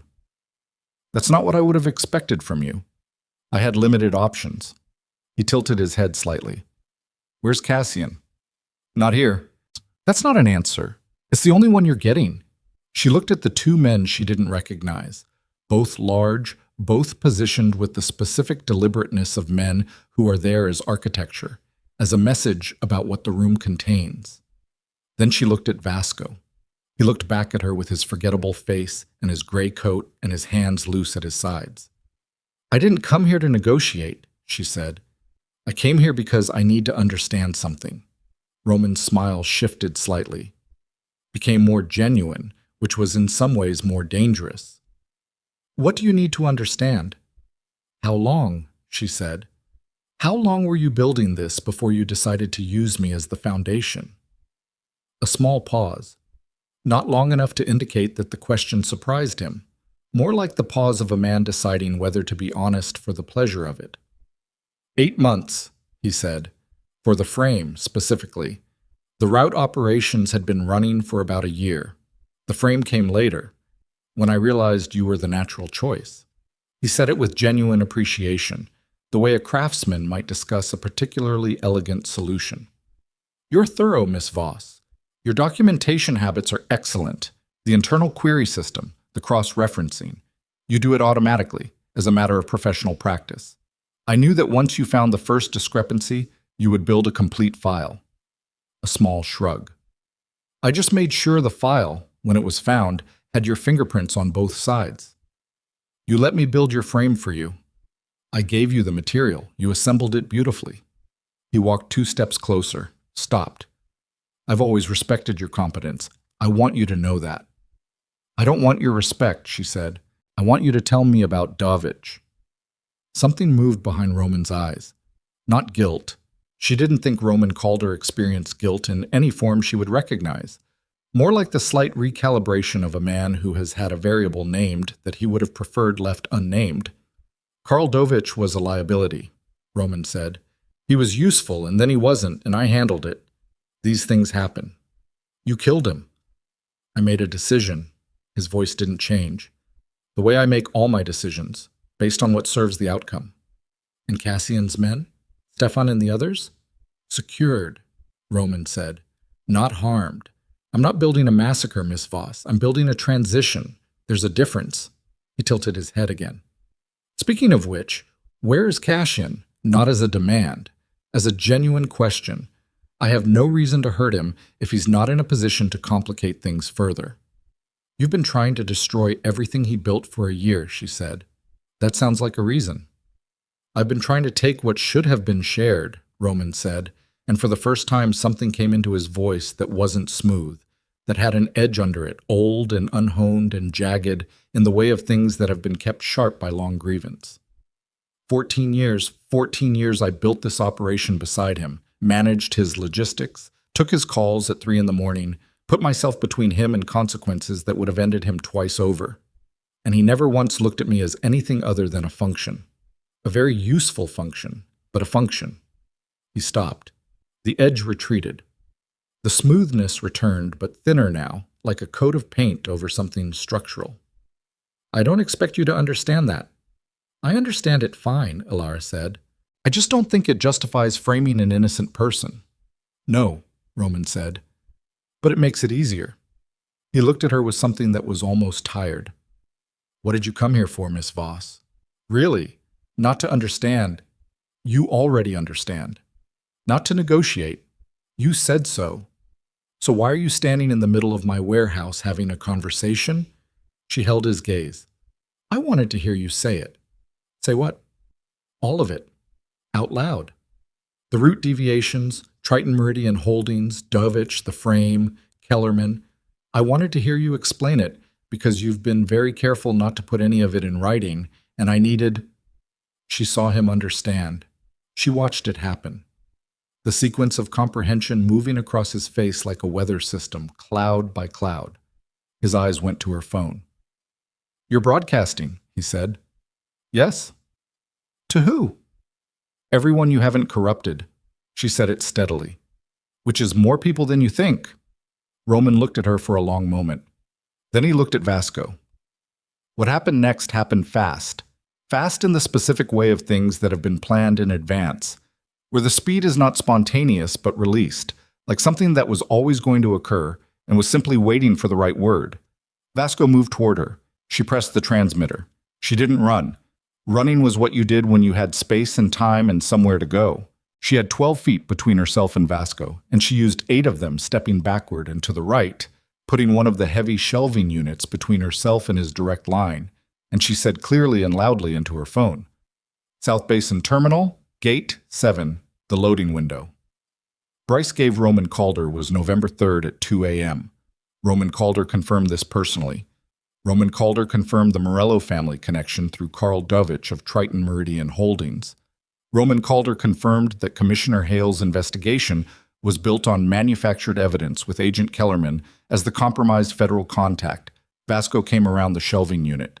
She moved again, left, this time, into the open floor, because open floor was better than a corner and worse than an exit, and she was out of better options.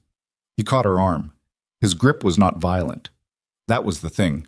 It was professional, controlled, the grip of someone who intended to move her somewhere rather than hurt her in place, which was in some ways more frightening because it meant he had a somewhere in mind, and she did not know where that somewhere was. She drove her elbow back into the space just below his ribs. She had learned to do that in a self-defense course she'd taken 7 years ago for reasons that had seemed academic at the time and now seemed prophetic. She had practiced it twice and then not thought about it for 7 years. Muscle memory was a strange thing.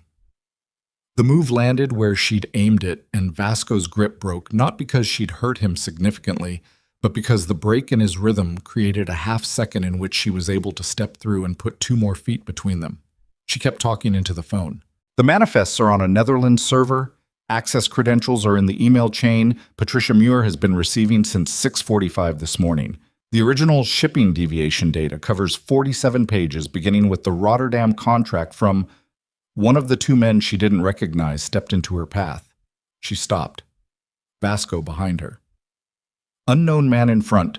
Roman called her 12 feet to the left, watching with the expression of someone who has decided that the current situation, while not ideal, is still recoverable.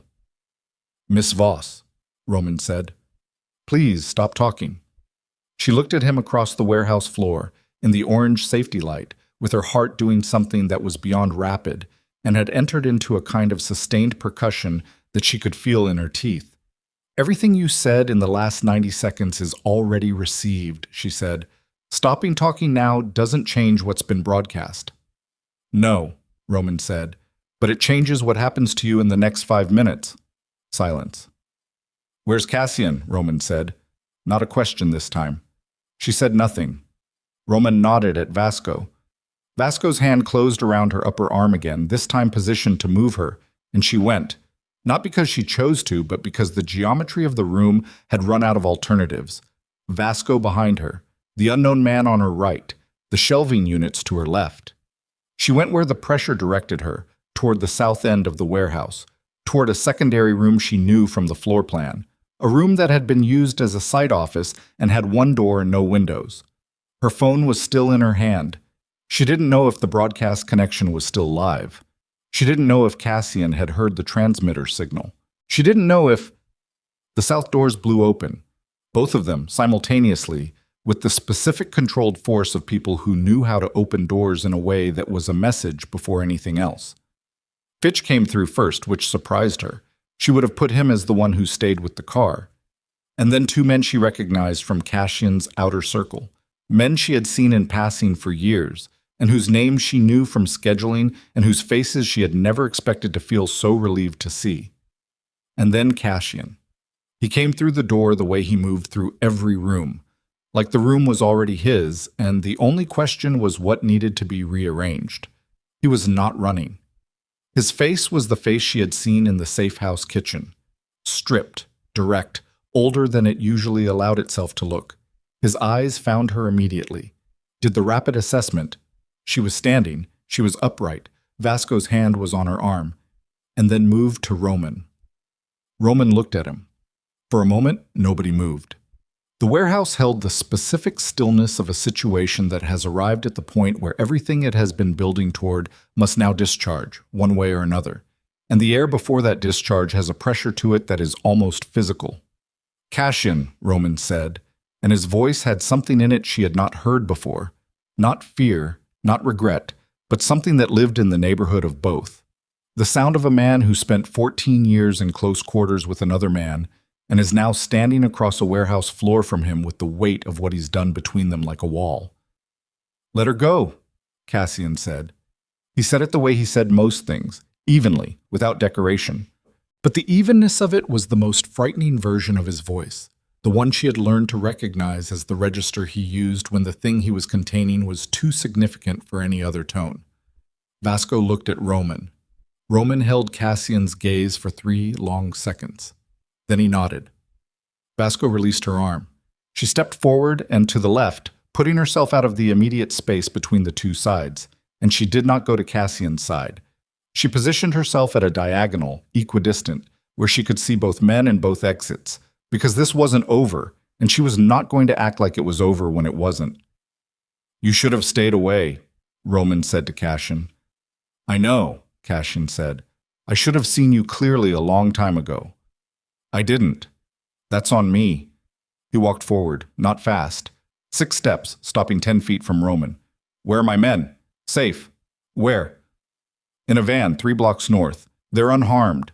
I told you I'm not building a massacre." "You built a grave for Dovich." Roman's jaw tightened. 1 degree. Dovich made himself a problem. He was a person. Cassian's voice was still even, still stripped. "He had a family, I checked." A pause. "Same as you had one once. Same as I tried to be." "Don't," Roman said. The smoothness frayed at the edges. Don't make this into something personal and human, and it is personal," Cassian said. "You were in my house for 14 years. You were at my brother's—" He stopped. "You were there for the things that mattered, and I trusted you with all of it. And you never once let me be more than useful." Roman's voice cracked at the seam, just barely, and the thing underneath, the old, jagged thing she had heard at the edges before, came through fully now, raw and real, and in its own way as honest as anything that had been said in this room. 14 years, Cassian. I ran your logistics. I managed your people. I stood in rooms you wouldn't enter and said things you couldn't say and absorbed consequences that should have been yours. And you looked at this woman. He cut a glance at Alara, not hostile, almost resigned. 4 years. You treated her like a partner, like someone whose opinion mattered, like someone you... He stopped himself, collected himself. And I've been here for 14. The warehouse was absolutely quiet. Alara did not move. Cassian looked at Roman for a long moment. His face did the thing it did when he was processing something he hadn't fully digested. Went flat, went still, went somewhere interior that wasn't available to the room. "You're right," he said. Roman blinked. The first involuntary thing she had seen from him. "I took you for granted," Cassian said. "I used what you did, and I didn't acknowledge it the way I should have." "That's true." He held Roman's gaze. "It doesn't justify what you built. It doesn't bring Dovich back. It doesn't undo what you've done to the people in this room and the people in that van 3 blocks north." He paused. "But it's true, and I'm saying it." Roman stared at him. Something moved across his face that was too complicated to name. Not softening exactly, not regret exactly, but something in the register of a man who has been carrying an injustice for so long that having it acknowledged, even now, even here, creates a fracture in the architecture of his certainty. It was the fracture Alara had been waiting for. "The broadcast is live," she said. Not loudly, directed at Roman. "It's been live since I walked in. Patricia has it. 6 law enforcement contacts have it. The Netherlands server has it." She kept her voice steady. "You explained the Morello connection. You confirmed Dovich. You confirmed Kellerman. You confirmed the frame." She looked at him directly. "It's done, Roman. Not because we outmaneuvered you, because you needed to explain it, because you built something for 14 years that nobody ever acknowledged. And when the moment came to account for it, you did what people do. You said it out loud." She paused. "I understand why. I'm saying that because I mean it, not because it changes anything." Roman looked at her. The smoothness was entirely gone now, had been gone since Cassian walked through the door, and what was under it was older and more tired and more recognizably human than anything she had seen from him in the 3 years she'd watched him move through Cassian's world. "Smart," he said, quietly. "The whole time. I underestimated you." "Everyone does," she said. Vasco moved. Not toward Alara this time, toward the south exit, the one he'd come in through, the professional's read of a situation that had moved past the point where his services were relevant. The 2 unknown men moved with him, not running, just withdrawing, the specific retreat of people who work for money and have assessed that the money in this room is no longer good. Roman watched them go. He didn't call them back. He looked at Cassian. Cassian looked back. Between them, 14 years. Between them, a dead man in Bayonne and 4 men in a van 3 blocks north and a federal agent whose sealed review was now in Patricia Muir's hands and a 47-page manifest that told the true story of what had been built and unmade in the corridors of Rourke Global Shipping over the last year. "You should have let her resign," Roman said. Finally, quietly. "No," Cassian said. "I shouldn't have. If she'd gone, then you would have won and Dovich would still be dead and my men would still be in that van and the only difference would be that she'd be somewhere she didn't choose and I'd be in a cell." Cassian's voice was very level. Her staying wasn't a mistake. It was the only thing that went right. Roman closed his eyes. Brief. A moment. Then he opened them and he looked at Alara one more time. "You're going to be fine," he said, "for what it's worth. The frame won't hold. You've dismantled it thoroughly. You always were." He stopped. "Thorough. Thank you," she said. She meant it simply, without irony. The man in front of her was going to prison. The man in front of her had tried to destroy her and had murdered Karl Dovich and had spent a year building something patient and meticulous and fundamentally wrong. She was not forgiving any of that. But she could acknowledge the thing he had just said because it was true and because she was not in the habit of discarding true things. The warehouse doors behind Cassian opened again. 3 men she recognized from Cassian's inner circle, and behind them, moving with the particular careful authority of people who had just been given coordinates and had arrived to find the situation in a configuration they were still assessing. 2 men in plain clothes who showed badges without being asked, and who looked at Alara and then at Cassian and then at Roman Calder with the trained attention of people who had been listening to a broadcast for the last 11 minutes and had the specific expression of people who had heard enough. "Roman Calder," the first one said. Roman looked at him. "Yes." "We need you to come with us." Roman put his hands out. Not the gesture of a man surrendering, but the gesture of a man who has decided this is the next step and is taking it without being forced. His hands were steady. His face was composed. Even now in this, he was contained. He walked toward the door. He passed Cassian at a distance of 3 feet. He did not stop, but he turned his head just slightly and he said, low, not for the room, just for Cassian. "It should have been different." Cassian looked at him. "Yes," he said. "It should have." Roman kept walking. The doors closed behind him. The warehouse was very quiet. The orange safety lights buzzed. The city sat outside the brick walls doing what it did, enormous and indifferent and entirely unaware. Alara stood in the middle of the main floor. She became aware, in the immediate aftermath of the door closing, of the specific inventory of her body. Her arm, where Vasco had gripped it, would bruise. She could already feel the future bruise taking shape under the skin. Her heart was doing something that was not yet normal but was moving in that direction. Her hands were shaking, finally, now that there was room for them to shake. She looked at her phone. The broadcast connection was still live. She ended it. She looked at Cassian. He crossed the floor to her. Not fast.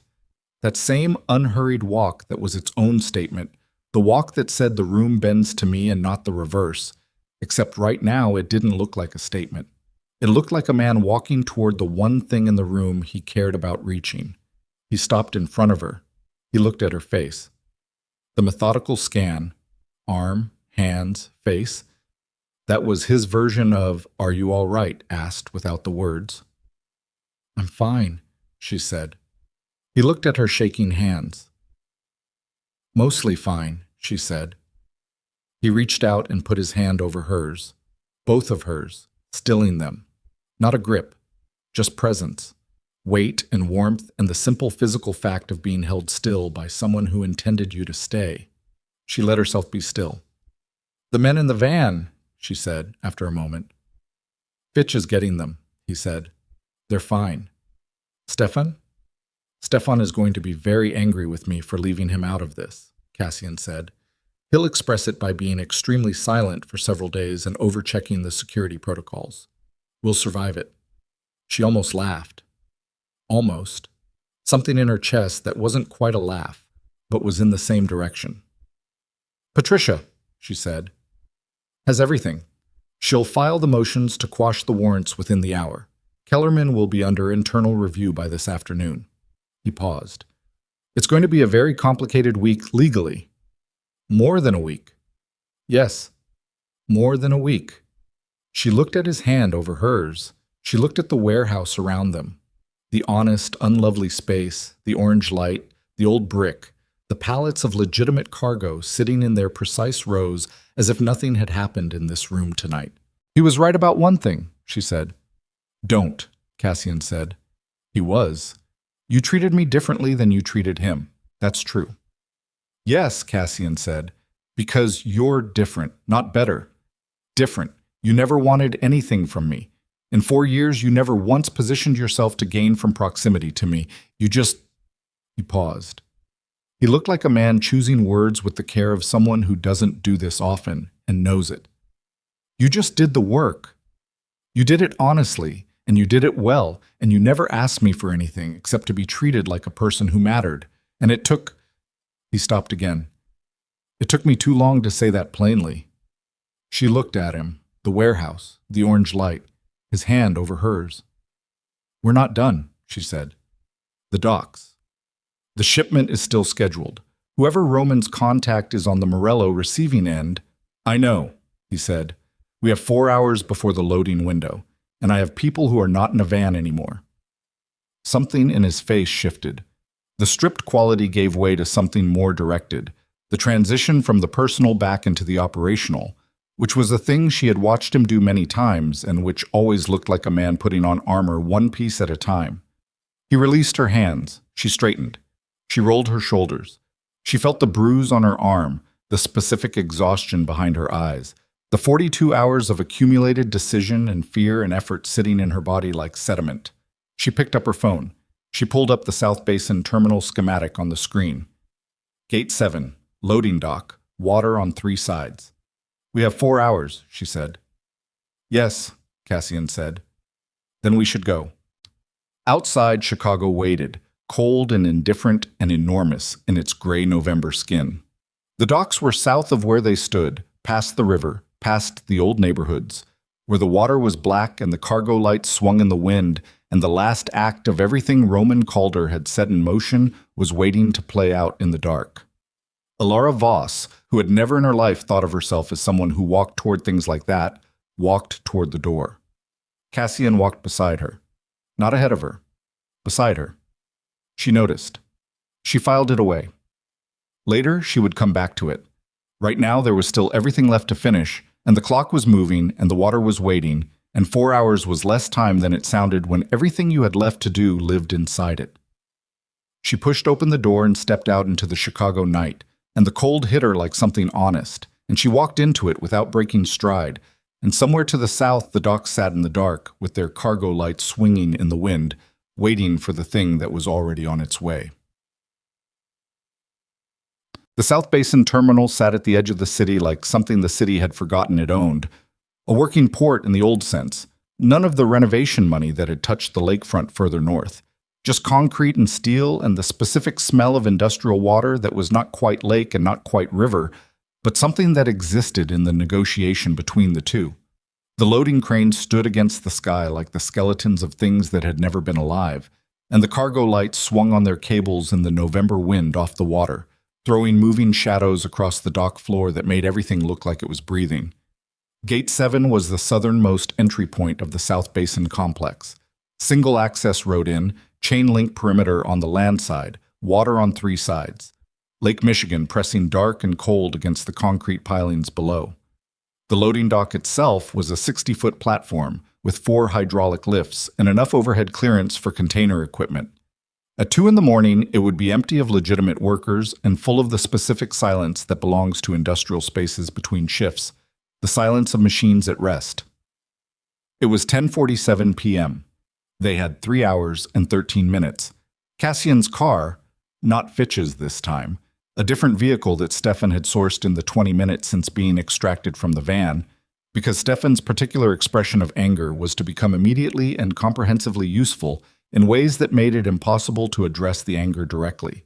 Moved south through the city with Stefan driving and Alara in the back seat with her laptop open and the terminal schematic on the screen. Cassian was on the phone beside her. He had been on the phone, in rotation, since they left the Fulton warehouse. She tracked the calls by their content. The first had been to Patricia, who had filed the emergency motions and was reporting that the Kellerman internal review documentation had reached two specific federal judges who were, in Patricia's measured phrasing, taking it seriously, which in Patricia's vocabulary meant that things were moving. The second call had been to a man she didn't know whose voice she could hear as a low register through the phone. Serious, terse, the specific vocal quality of someone who worked in law enforcement and was choosing their words with the awareness that they might be asked to account for them later. The third call had been brief, 2 minutes, and Cassian had ended it and sat in silence for 30 seconds afterward in a way that told her either very good news or very bad news had been delivered. "What?" she said. "The Morello receiving contact at the dock," he said. "His name is Tavio Brenk. He manages the South Basin overnight logistics for a shell company that the DEA has had flagged for 14 months but hasn't moved on because they were building the larger case." He paused. "They're willing to let the transfer proceed tonight with federal eyes on it, document the receipt, and make the arrest after the handoff is confirmed." She processed this. They've been waiting for an opportunity to catch Brink in the act. Roman's shipment was the opportunity. They just didn't know it was Roman's until they started listening to the broadcast from the warehouse. A pause. Apparently, Kellerman's involvement has accelerated certain decisions at the federal level that had been moving slowly. Kellerman gave them the Morello connection from the inside, she said. And now that Kellerman is compromised, the people above him want to close the case before his involvement gets attributed to the whole office. Institutional self-preservation, Cassian said. It has its uses. She looked at the schematic. Gate 7, the access road, the perimeter. They'll have people in position before 2? They'll have people in position by midnight. I'll have people in position by 11:30. He looked at the schematic over her shoulder. The receiving vessel is registered as a Baltic cargo hauler called the Meridian Star. It'll anchor in the outer basin and send a tender to the dock. The transfer is containers, 3 of them, flagged in the manifest as machine parts. They're not machine parts. No. Weapons components, based on what Bryce confirmed from the documentation Roman had him sign off on. He paused. Bryce is going to need to make a statement. All of it. Roman, the coercion, the schedule, everything. He will, she said. She thought about Bryce in the front seat of Fitch's car, holding himself together. He's been holding this for 3 months. He'll be relieved to put it down. The car moved south. The city thinned on either side of them, from dense commercial to light industrial to the specific open quality of port-adjacent neighborhoods, where the buildings were lower and the streets were wider and the smell of the water began to reach even through closed windows. Alara closed the laptop. She looked out at the city passing, and she let herself, for the first time in 48 hours, think about what came after tonight, rather than just tonight itself. It was a small luxury. She allowed herself 3 minutes of it. There would be hearings. Patricia had already outlined the likely sequence: the warrant challenges, the federal investigation into Kellerman, the civil case around the manufactured documentation that named Alara as a person of interest. That case was, in Patricia's estimation, so clearly built on fabricated evidence with an identifiable source that it would be resolved in Alara's favor within 60 days. Resolved was Patricia's word. Alara understood it to mean expensive and exhausting and ultimately survivable. Roman would be charged. The specifics were still assembling themselves. The Morello connection, Dovich, the coercion of Bryce, the Kellerman arrangement, the manufactured federal investigation. But Patricia had said, in the flat voice she used for things she considered settled, that Roman Calder would not be practicing whatever it was he'd been practicing for 14 years, from any location that wasn't a cell for the foreseeable future. Rourke Global Shipping would undergo a structural review. That was unavoidable. The route deviations, the shell company operations, the documented connection between the company's logistics infrastructure and an active federal investigation into Morello family operations. Cassian knew this. He had not said it explicitly, but she had heard it in the specific quality of his silence on the third call, the 30-second silence after he ended it. The company would survive the review. She believed that. She had spent 4 years in its infrastructure, and she knew what was real and what Roman had built in the margins of it. And what was real was substantial and legitimate, and in its foundation, something that could be rebuilt into exactly what it appeared to be on the surface. That would be work. Long, unglamorous, document-heavy work. She was good at that kind of work. She opened the laptop again. She had 3 hours and 13 minutes, 2 hours and 58 minutes now, and there were things she could do with that time. She started doing them. They arrived at the outer perimeter of the South Basin Terminal at 11:22 p.m. Stefan parked on a service road 200 meters from Gate 7, behind a maintenance building that provided visual cover and a clear line of sight to the access road through the chain-link perimeter. The federal team was already in position. She knew this not because she could see them, they were good enough that she couldn't see them, but because Cassian's phone had received a confirmation code at 11:15 that meant the federal contact was deployed and holding. Cassian's own people arrived in 4 vehicles over the next 20 minutes. She watched them come in. She recognized Stefan coordinating the positions through a brief exchange on the service road, pointing out angles and entry points with the specific efficiency of someone who had done this before in other situations she had never been present for and which she had, over 4 years, learned not to ask about directly. The men took their positions. They were quiet. They were practiced. They moved like people who understood that noise was information given to the wrong recipient. Alara stayed in the car. She had the Port Authority system feed back up on her phone, not broadcasting now, just monitoring. The South Basin Terminal had 6 active cameras, 3 of which covered the Gate 7 approach and dock area. She could see the dock in real time. Empty concrete, swinging cargo lights, the dark water beyond the platform edge, the outer basin where the Meridian Star would eventually anchor. At 11:58 p.m., the ship appeared on the outer basin feed. Moving slowly, running lights minimal, the deliberate approach of a vessel that wanted to arrive without announcing itself. She watched it anchor. She watched the tender go over the side, a rigid-hulled inflatable with a low engine note that the wind off the water would scatter before it reached shore. 12:14 a.m. The tender reached the dock.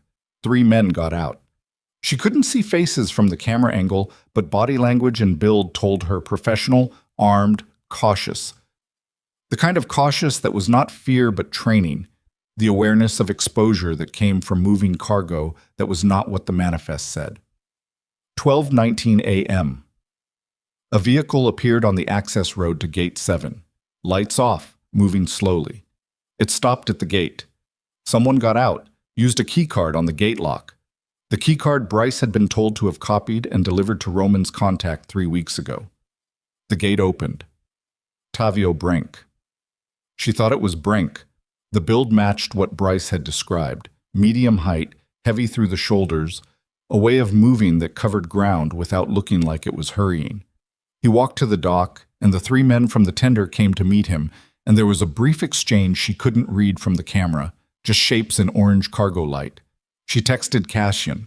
"They're on the dock. 4 contacts visible." His reply came in 8 seconds.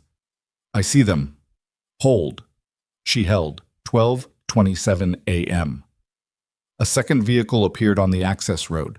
This one she hadn't been expecting. It stopped outside the gate rather than coming through, and the person who got out was alone and moved with the specific, unhurried quality she had only seen once before, in a diner booth with a city map and a cup of coffee. Vasco. Her hands went still on the phone. She texted Cassian immediately. Vasco. Outside the gate. Alone. 40 seconds. No reply. She looked at the camera feed. Vasco was standing outside the gate, not moving toward it, not trying to enter. He was looking at the dock, looking at Brink and the 3 men from the tender, looking at the container exchange that had begun. She could see the dock equipment moving now, the hydraulic lift cycling, the first container being transferred to a pallet for transport back to the tender. He was watching. She understood slowly what she was looking at. Roman was arrested. Roman's operation was being dismantled in real time. Vasco had been hired by Roman, and Roman was no longer in a position to make decisions, which meant that Vasco was here not under instruction, but under his own initiative, and his own initiative had brought him to the dock to watch the end of the operation he had been hired to protect the edges of. Not to intervene, to observe. She thought about what that meant for 30 seconds. Then she got out of the car. Stefan saw her immediately. He was at her door before she had fully straightened, his expression doing the thing expressions do when someone has done something the expressor considers inadvisable but cannot address loudly. "I need to get to the perimeter," she said quietly. "Gate 7, outside the fence line. There's a contact there who isn't part of the Brent group and isn't a threat, but needs to be accounted for." Stefan looked at her. "I know," she said. "I know what Cassian said, but Cassian is positioned on the dock side, and he doesn't have eyes on the road approach right now. And if Vasco decides to do something other than observe, the federal team won't know who he is, and they'll respond in a way that creates noise we don't need." She held Stefan's gaze. "I'm not going onto the dock. I'm going to the gate. There's a difference." Stefan's jaw did the thing jaws do when the person they belong to has run out of counter-argument but hasn't accepted the situation. He fell in beside her. They moved along the service road in the dark, keeping to the fence line, the water wind cutting through everything with the specific democratic cruelty of November air that didn't care what you were wearing or why you were outside at 12:30 in the morning. Alara's breath came in visible puffs in the cold. Her arm ached where Vasco had gripped it in the warehouse. Her feet had crossed the threshold hours ago from tired into a state beyond tired that had its own strange clarity, like everything non-essential had been burned off, and what remained was just the core of the thing, the part that kept going. They reached a position 20 feet from the gate. Through the chain link, she could see the dock clearly now. The cargo lights, the container exchange, Brent directing the transfer with the practiced economy of someone who had done this many times. Beyond the dock, the water was black and absolute. The meridian star sitting in the outer basin with its minimal lights like a dark thought at the edge of a larger darkness. Vasco was standing 8 feet from the gate. He had his hands in the pockets of the gray coat, and he was watching the dock with an expression she couldn't read from this distance, and probably couldn't have read up close either. She walked to him. He heard her coming. She saw his shoulders adjust slightly, the micro-movement of someone registering an approach without turning to look.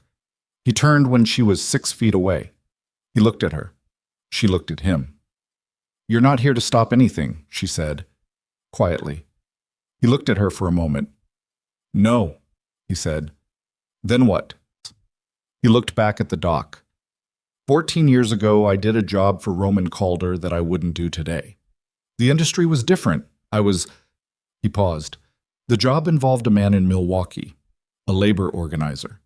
He said it without elaboration, in the tone of someone stating a fact they have lived with for a long time and have learned to carry without pretending it isn't there. She said nothing.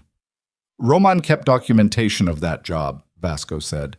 "He kept documentation of a number of things about a number of people. That was how he worked.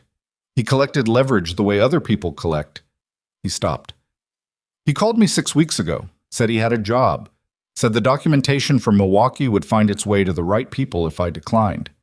He kept his eyes on the dock. "I'm not a good man, Miss Voss. I want to be precise about that. I'm not telling you this because I want you to think well of me." "Then why are you telling me?"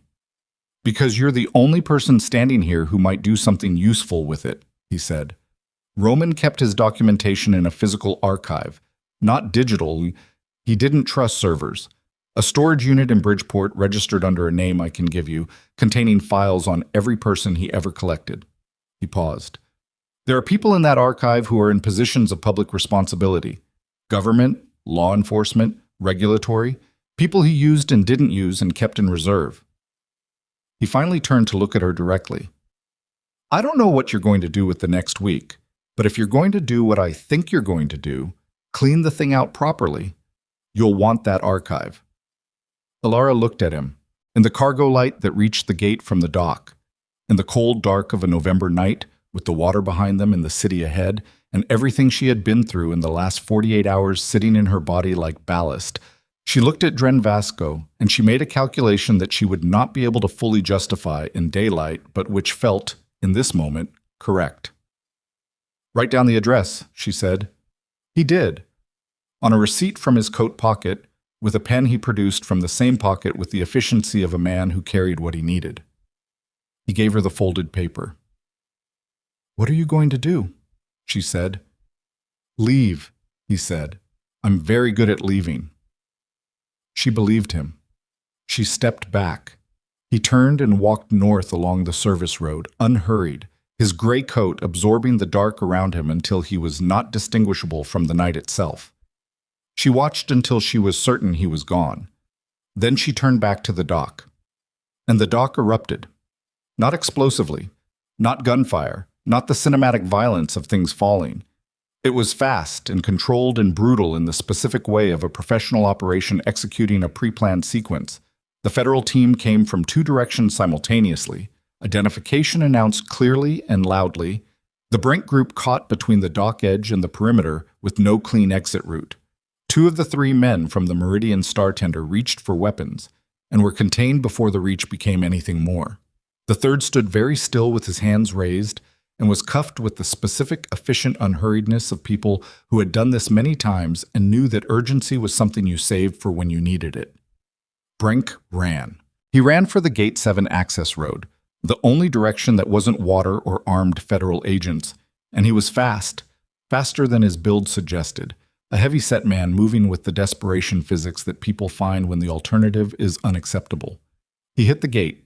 The keycard was in his hand. He swiped it. The gate clicked, and he came through running, and he ran directly into Stefan, who had moved to the road approach in the 40 seconds since Alara had been talking to Vasco, who was 3 inches shorter than Brink and made of something considerably harder, and who stopped Brink with the kind of economy that comes from long practice and complete commitment. Brink went down. Stefan stood over him. 2 federal agents came through the gate 30 seconds later. Alara stood at the fence line and watched them cuff Tavio Brink on the access road of South Basin Terminal Gate 7, and she breathed the cold lake air in and out, and she felt the thing that had been coiled in her chest for 6 weeks begin, in increments, to release. It did not release all at once. It was not cinematic. It was slow and imprecise, and it left behind it the kind of exhaustion that is different from tiredness. The exhaustion that comes when the thing you have been holding finally doesn't need to be held anymore, and your body realizes all at once how much it was spending to hold it. She sat down on the concrete, right there, against the chain-link fence, with the dock light swinging behind her, and the city lights ahead and the dark water on 3 sides. She sat down and she put her arms on her knees, and she looked at the ground for a long moment, and she breathed. Stefan came to stand near her, not close enough to crowd, close enough to be present. "He's on the dock," Stefan said. She nodded. She already knew. She heard Cassian's footsteps. She had learned them over 4 years, the specific tempo of that unhurried walk, and she heard them now on the concrete, and she didn't look up until he crouched in front of her, getting down to her level, his forearms on his knees, his face 6 inches from hers in the dock light. "Are you hurt?" he said. "No," she said. He looked at her the way he had in the warehouse, the complete scan, the methodical inventory. He found the bruise on her arm. His jaw tightened. 1 degree. "I'm fine," she said. "It'll bruise. It's already bruising. I've had bruises before." "Not from someone I hired to have you Stop," she said, quietly. "You didn't hire him. Roman hired him. Those are different things." She held his gaze. "You need to stop carrying what Roman did as if it belongs to you." Something in his face shifted. The tightness didn't entirely leave, but it changed quality, from self-directed to something less certain. "He was mine to see clearly," Cassian said. "I should have. You trusted someone you worked beside for 14 years. That's not a failure of judgment. That's a human being in a human situation." She held his gaze. "You can spend the next year going back through 14 years of interactions and finding every moment where you should have seen it. I'm asking you not to." "Why?" "Because you have a company to rebuild and people to take care of and a federal review to navigate, and you don't have space for 14 years of second-guessing, and because—" She stopped. He waited. "Because the person you were in the time you trusted him, that person is also who built something worth fighting for. They're not separate. You can't undo the trust without undoing everything it made." She looked at the ground briefly and then back up at him. He betrayed it. That's his, not yours. Cassian looked at her for a long time. The dock light swung. The water moved against the pilings below with its patient, indifferent sound.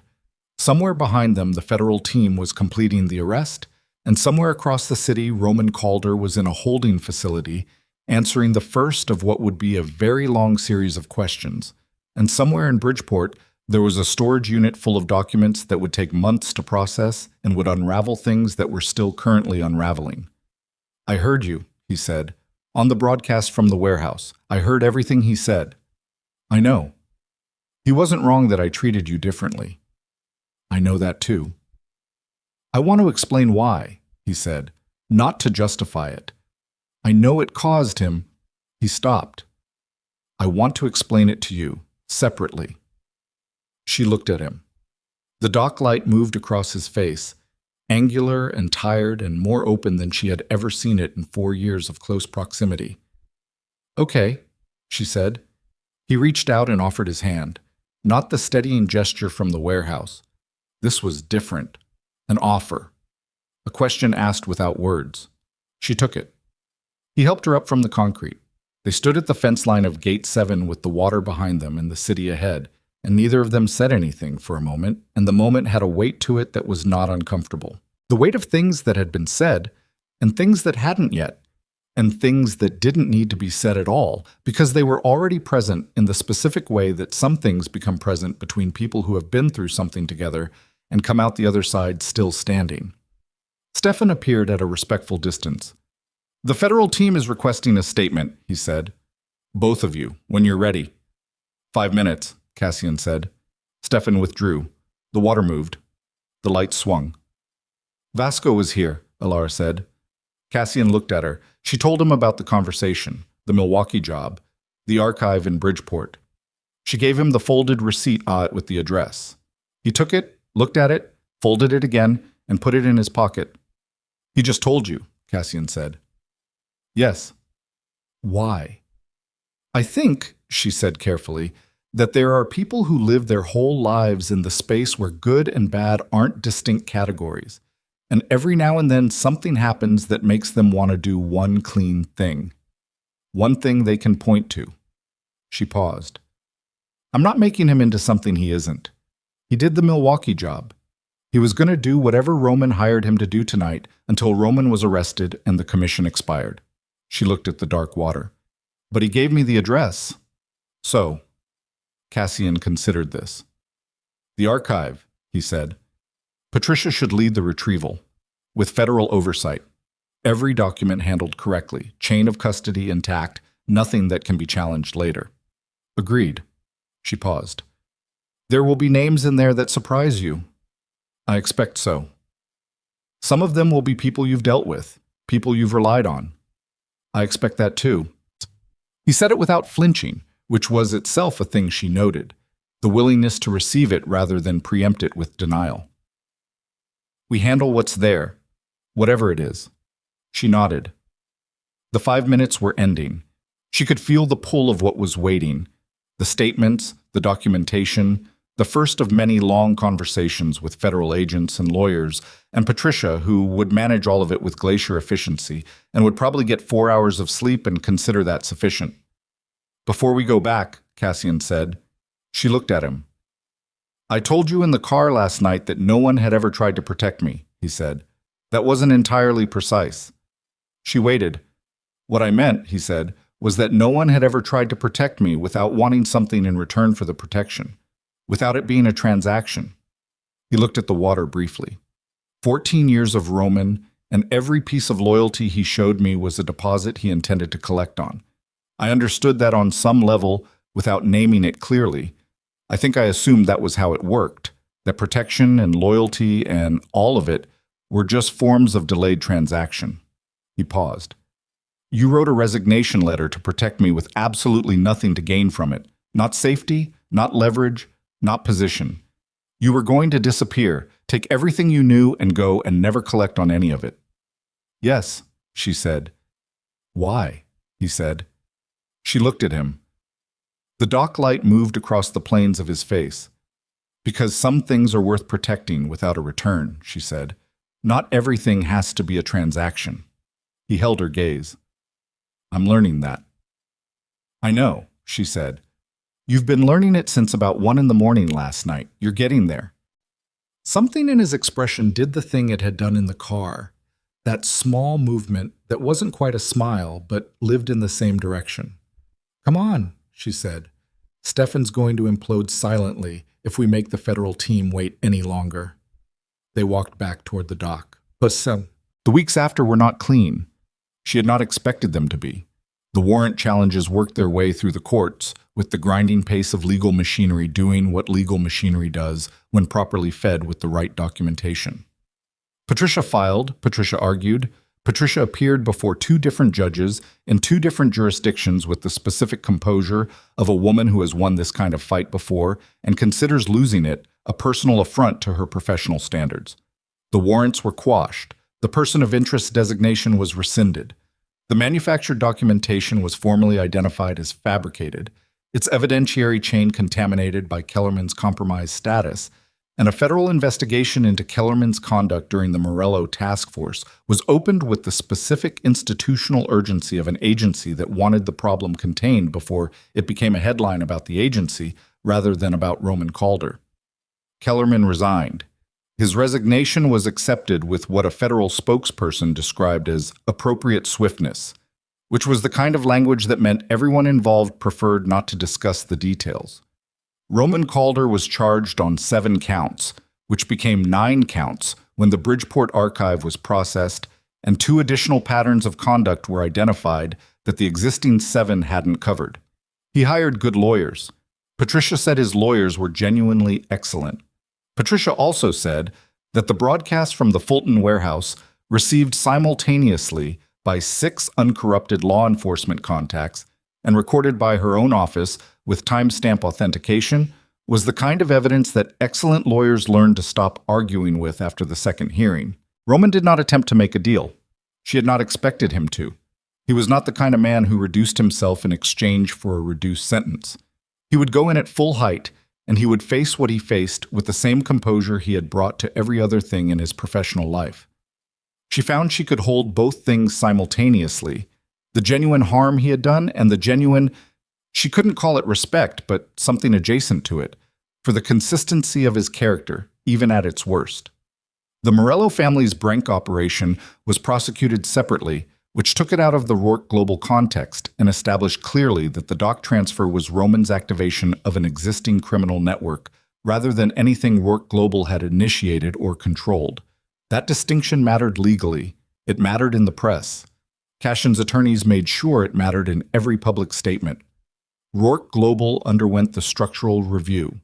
It took 11 weeks, involved 4 regulatory bodies, and a forensic accounting team that had a sense of humor so dry it was almost invisible, and at the end of it produced a report that identified the Rome Calder-connected irregularities clearly, attributed them to his conduct specifically, and recommended a compliance framework for going forward that was, in Alar's assessment, reasonable and implementable.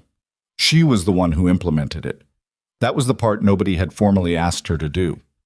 Cashin had said, in the car the morning after the dock, that he needed help rebuilding the legitimate architecture of the company, and that he would understand if she wanted to take time before deciding what her role looked like going forward. She had told him she didn't need time. She had told him what she wanted the role to look like, and she had been precise and direct about it in a way she had not been about most things in her professional life, because imprecision about important things had stopped seeming like humility and had started seeming like a luxury she could no longer afford. Chief Strategist, Compliance and Operations. She wrote the job description herself. Cassian read it. He didn't negotiate. He signed. 2 months and 9 days after the night at South Basin Terminal, Alara arrived at her office on the 38th floor of Rourke Tower at 7:42 in the morning and found Cassian already there. This was not unusual. He was almost always in before her, a fact she had stopped resenting sometime around week 3 and had started appreciating sometime around week 6, because it meant the building felt inhabited rather than empty when she arrived, which was a comfort she would not have admitted to anyone and didn't need to admit to him because he already knew. What was unusual was that he was not at his desk. He was standing in the doorway of her office, looking at her wall, She came to stand beside him. She had framed the torn resignation letter. She had done it herself in the first week, with a simple dark frame she'd bought at the shop on Michigan Avenue where she sometimes bought prints. The 4 pieces, arranged as they had been when Cassian set them down on his desk. Not reassembled, not pretending to be whole. Just the pieces placed with care so the shape of what they had been was legible without requiring them to pretend they weren't broken. She had hung it on the wall beside the window where the morning light came in from the east. Cassian looked at it. "A reminder," he said. "Yes," she said. "Of what?" he said. The same words he had used, she realized, in the outline of the story she had never told anyone but had lived through from the inside. The same words, the same quiet delivery, the same genuine curiosity. She thought about it. Not quickly, the way she had learned to think about things that deserved more than a quick answer. "That leaving was never the brave thing," she said. "I thought it was. I thought removing myself from the equation was the responsible choice, the protective choice. I thought making myself smaller would make you safer, and that was—" She paused. "That was wrong. Not just tactically, actually wrong. Because the things that were worth protecting weren't protected by absence. They were protected by staying and fighting and being present in the mess of it." She looked at the framed pieces. "I spent a lot of years making myself smaller. It took a resignation letter in 4 pieces to make me stop." Cassian looked at the wall for a moment. "I tore it," he said. "You tore it." "I would do it again," he said. Not as a boast, as a simple statement of fact the way he stated most things. "I know," she said. She went to her desk. She opened her laptop. The morning was assembling itself outside the window. The sky east over the lake going from gray to pale gold, the city sound building in its usual layers. The specific quality of 7:45 in the morning in a building that had been through something and was still standing. She pulled up the compliance framework implementation schedule. Week 7 of 11. The forensic accounting team was completing their final review of the North Side port operations, Bryce's territory, which Bryce was managing with the specific dedication of a man atoning for something and not calling it atonement, but showing it in every early morning and every careful decision. "The Rotterdam contract," Cassian said from the doorway. He hadn't moved. "The original one. The one all of this started with. The Port Authority has tentatively approved a renewed filing." She looked up. "Patricia thinks the compliance review documentation actually strengthens the application," he said. "Demonstrates exactly what was wrong and exactly what's been corrected." A pause. "I want you to lead the filing." She looked at him. In the morning light coming through the window, in the office that still smelled faintly of plaster from the renovation they'd done to her wall after the old security system was removed, Cassian Rourke stood in her doorway and looked at her the way she had learned, slowly, over months, in accumulated increments, to receive rather than deflect. "All right," she said. "All right," he said. He crossed to his own office. She heard him settle, the specific sound of him at his desk, the brief silence before the first call of the day, the particular quality of a morning that was beginning the way mornings were supposed to begin, with work to do and the right people to do it with. She looked out the window at the lake, at the water she had stood beside 2 months ago in the cold dark with her hands shaking and 6 weeks of fear running out through her feet into the concrete. The water was different in morning light, not black and absolute, but layered, moving, genuinely gray-blue with 1,000 internal variations, the kind of surface that looked flat from a distance and was, up close, endlessly complex. She had not thought of herself, before all of this, as someone who walked toward difficult things. She had thought of herself as someone who managed difficult things from a careful distance, who prepared for them, documented them, organized the response to them, but who kept herself behind the glass of professional precision and did not let the difficult things have direct access to the person underneath. She thought about the warehouse on Fulton Street. She thought about stepping out from between the shelving units and saying Roman and meaning it. She thought about sitting on the concrete at Gate 7 with the water behind her and not trying to get up right away, just sitting, just letting the ground be the ground for a moment. She thought about Cassian crouching in front of her, the offer of his hand. She had taken it. She had let herself be helped up. That, she thought, was the harder thing. Not walking toward the difficult thing. being willing to be helped with it. She was working on it. Her phone lit up. Patricia, with the morning's first update on the Roman Calder proceedings. She read it. She made 3 notes. She sent 2 replies. She pulled up the Rotterdam filing template. She worked. Across the hall, Cassian's first call of the day began. She could hear his voice at a distance, calm, direct, the specific register he used for calls that were important without being urgent. She did not try to hear the words, she just heard the voice, and it was enough to confirm that the building was inhabited, that the work was continuing, that the thing worth protecting was still here and still standing. Months later, 8 months to be precise, on an evening in July when the city was warm for once and the lake was actually blue, she was working late. Everyone else had gone. The 38th floor had the quiet of an inhabited place in repose, machines sleeping, the building's mechanical breath, the only sound. She heard him come down the hall. She did not look up. He stopped in her doorway. "You're still here," he said. "I'm still here," she said. "He is here." He came and sat in the chair across from her desk. Not the formal chair, the one beside the window that she'd had brought up from the conference room because she liked to have somewhere for people to sit that wasn't adversarial. He sat in it the way he sat in most things, like he was choosing to be there rather than arriving by default. She finished the paragraph she was writing. She saved the document. She looked up. "The Rotterdam contract cleared final approval," she said. "I know," he said. "I got the call an hour ago." "You didn't come tell me." "I was coming to tell you now," he said. There was something in his voice that was different from the professional register. Lower, more careful, the voice he used when he decided to say something that had been waiting to be said for a while. "I was also coming to tell you something else." She waited. Outside, the July city did what the July city did. Warm and alive and entirely indifferent to anything being decided on the 38th floor of Rourke Tower. The lake was probably beautiful right now. She hadn't seen it today. She made a mental note to look at it on the way home. "When you wrote the letter," he said, "the first one, the one I tore." "Yes." "You wrote it 6 times, he said. She looked at him. She had not told him that. "Stefan found the drafts in the recycling in your office," he said.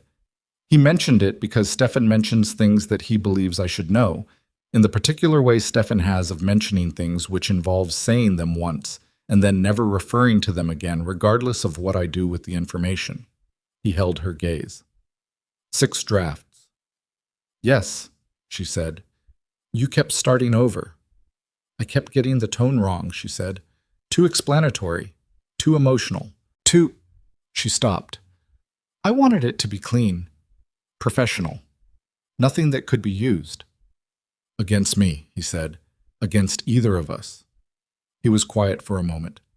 "You were protecting us," he said, "even in the letter, even when you were trying to leave." She looked at him. The evening light through the window was the specific quality of late July light in Chicago, warm and almost horizontal, the kind of light that made everything it touched look like it was being regarded with affection rather than just illuminated. "I suppose I was," she said. He looked at her the way he had looked at her at the dock, direct, stripped, the face that wasn't armor. "I don't want you to do that anymore," he said. She frowned slightly. "Protect you?" "Protect me at your own expense," he said, "without telling me, without letting me—" He paused. He chose the next word carefully. "Without letting me be in it with you." She understood what he was saying. She understood the full weight of it, not just the professional dimension, not just the organizational structure of 2 people working in close quarters with mutual accountability. The other thing. The thing that had been present in the space between them since the night in the safe house kitchen when he had said no one has ever tried to protect me before, and she had filed it away to come back to and had been coming back to it, in small ways, every day since. "That's a significant thing to ask," she said. "I know. It requires—" She stopped, started again. "It requires me to not make myself small, to actually let you see the situation rather than managing what you see of it." "Yes," he said. "I'm working on that," she said. "In general, not just with you." "I know," he said. "I've watched you working on it. She looked at him. Have you? For 8 months, he said, very carefully. She almost said something deflecting. She felt the impulse, the old reflex, the instinct to redirect, to make the moment smaller than it was so it was easier to carry. She felt it, and she let it pass. You should know, she said, that this is genuinely difficult for me, the not managing your perception of things.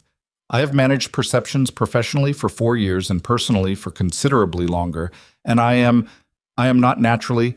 I know, he said. I'm telling you because I don't want you to think it's going to be Alara, he said. She stopped. I know, he said. I'm not asking for easy. I'm asking for honest. She looked at him, the evening light, the window, the framed letter on the wall behind her, visible to anyone sitting where he was sitting, the 4 pieces in their dark frame, the shape of what had been broken without pretending it hadn't been. You're never leaving, he said. The same 3 words, the same absolute, unhurried certainty. But the room they were set in was different now. Not the dark office at 1 a.m. with rain on the windows and a man who had just torn a piece of paper in half.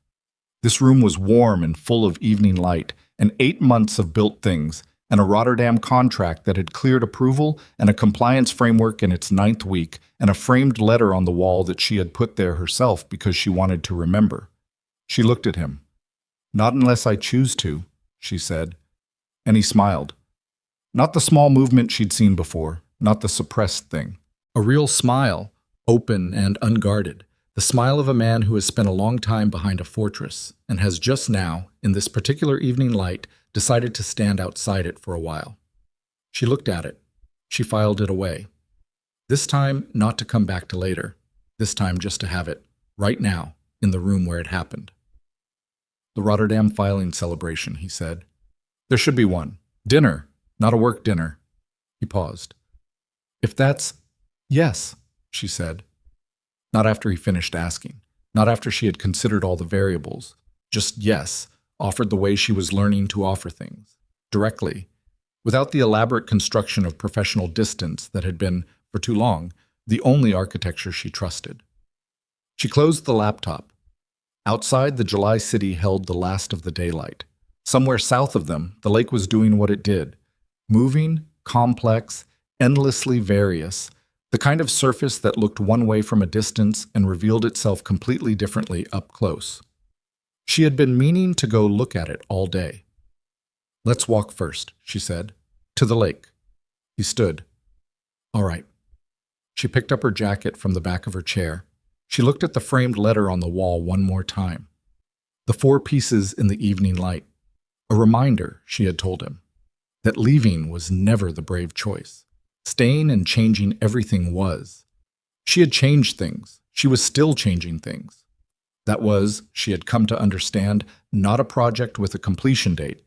It was a practice, a daily decision, a choosing over and over to stay in the room and do the work and let the right people see the actual situation rather than the managed version of it. She was getting better at it. She turned off the office light. They walked out together into the hall and the elevator and the lobby where Martin was on his overnight shift and said good evening to both of them with the particular warmth of someone who had been watching a situation develop for 8 months and was pleased with its direction, and out through the glass doors into the warm July night where the city was alive and enormous and the lake was 3 blocks east and the air smelled like summer and water and the specific Chicago smell that was unlike anywhere else. They walked east. The lake, when they reached it, was exactly what it always was. Vast and moving and genuinely indifferent to the people standing at its edge, which was, Alara had come to believe, one of its best qualities. The water didn't care what she had been through. It didn't regard her differently for having survived it. It just moved, the way it had always moved, the way it would keep moving long after everything she was currently responsible for had been resolved or superseded or simply become part of the sediment of time. She stood at the edge of the path above the water line and looked at it. Cassian stood beside her, close enough to be present, not asking anything of the moment except what it already was. She thought about 6 drafts of a resignation letter. She thought about a man who tore it in half and said 3 words with the absolute certainty of gravity. She thought about a safe house on Paulina Street, and a photograph through a window, and a phone call at 6:47 in the morning, and a warehouse on Fulton Street, and a dock in the dark, and her hands on the concrete, and his hand reaching down. She thought about the framed letter on her wall. She thought, this is what it looks like when you stop making yourself small. It looks like standing at a lake in July next to a person who asked for honest and meant it. And it is harder than most things, and better than all of them. She breathed the lake air. Ready? Cassian said. She looked at the water one more moment. Yes, she said. They turned and walked back into the warm city night, and the lake kept moving behind them, patient and absolute, and the lights of Chicago assembled themselves into the particular constellation of a July evening, and somewhere in the distance a bridge opened over the river to let something large pass through, and the city rearranged itself briefly around the passage and then closed back into its usual shape, the way cities do, the way everything does when it has enough structural integrity to sustain an opening without falling apart. Alara Voss, who had once written 6 drafts of a resignation letter trying to get the tone right, walked through her city in the warm summer dark and did not manage her expression or her pace or the specific quality of the silence between herself and the man walking beside her. She let it be what it was. That was enough. That was, in fact, everything.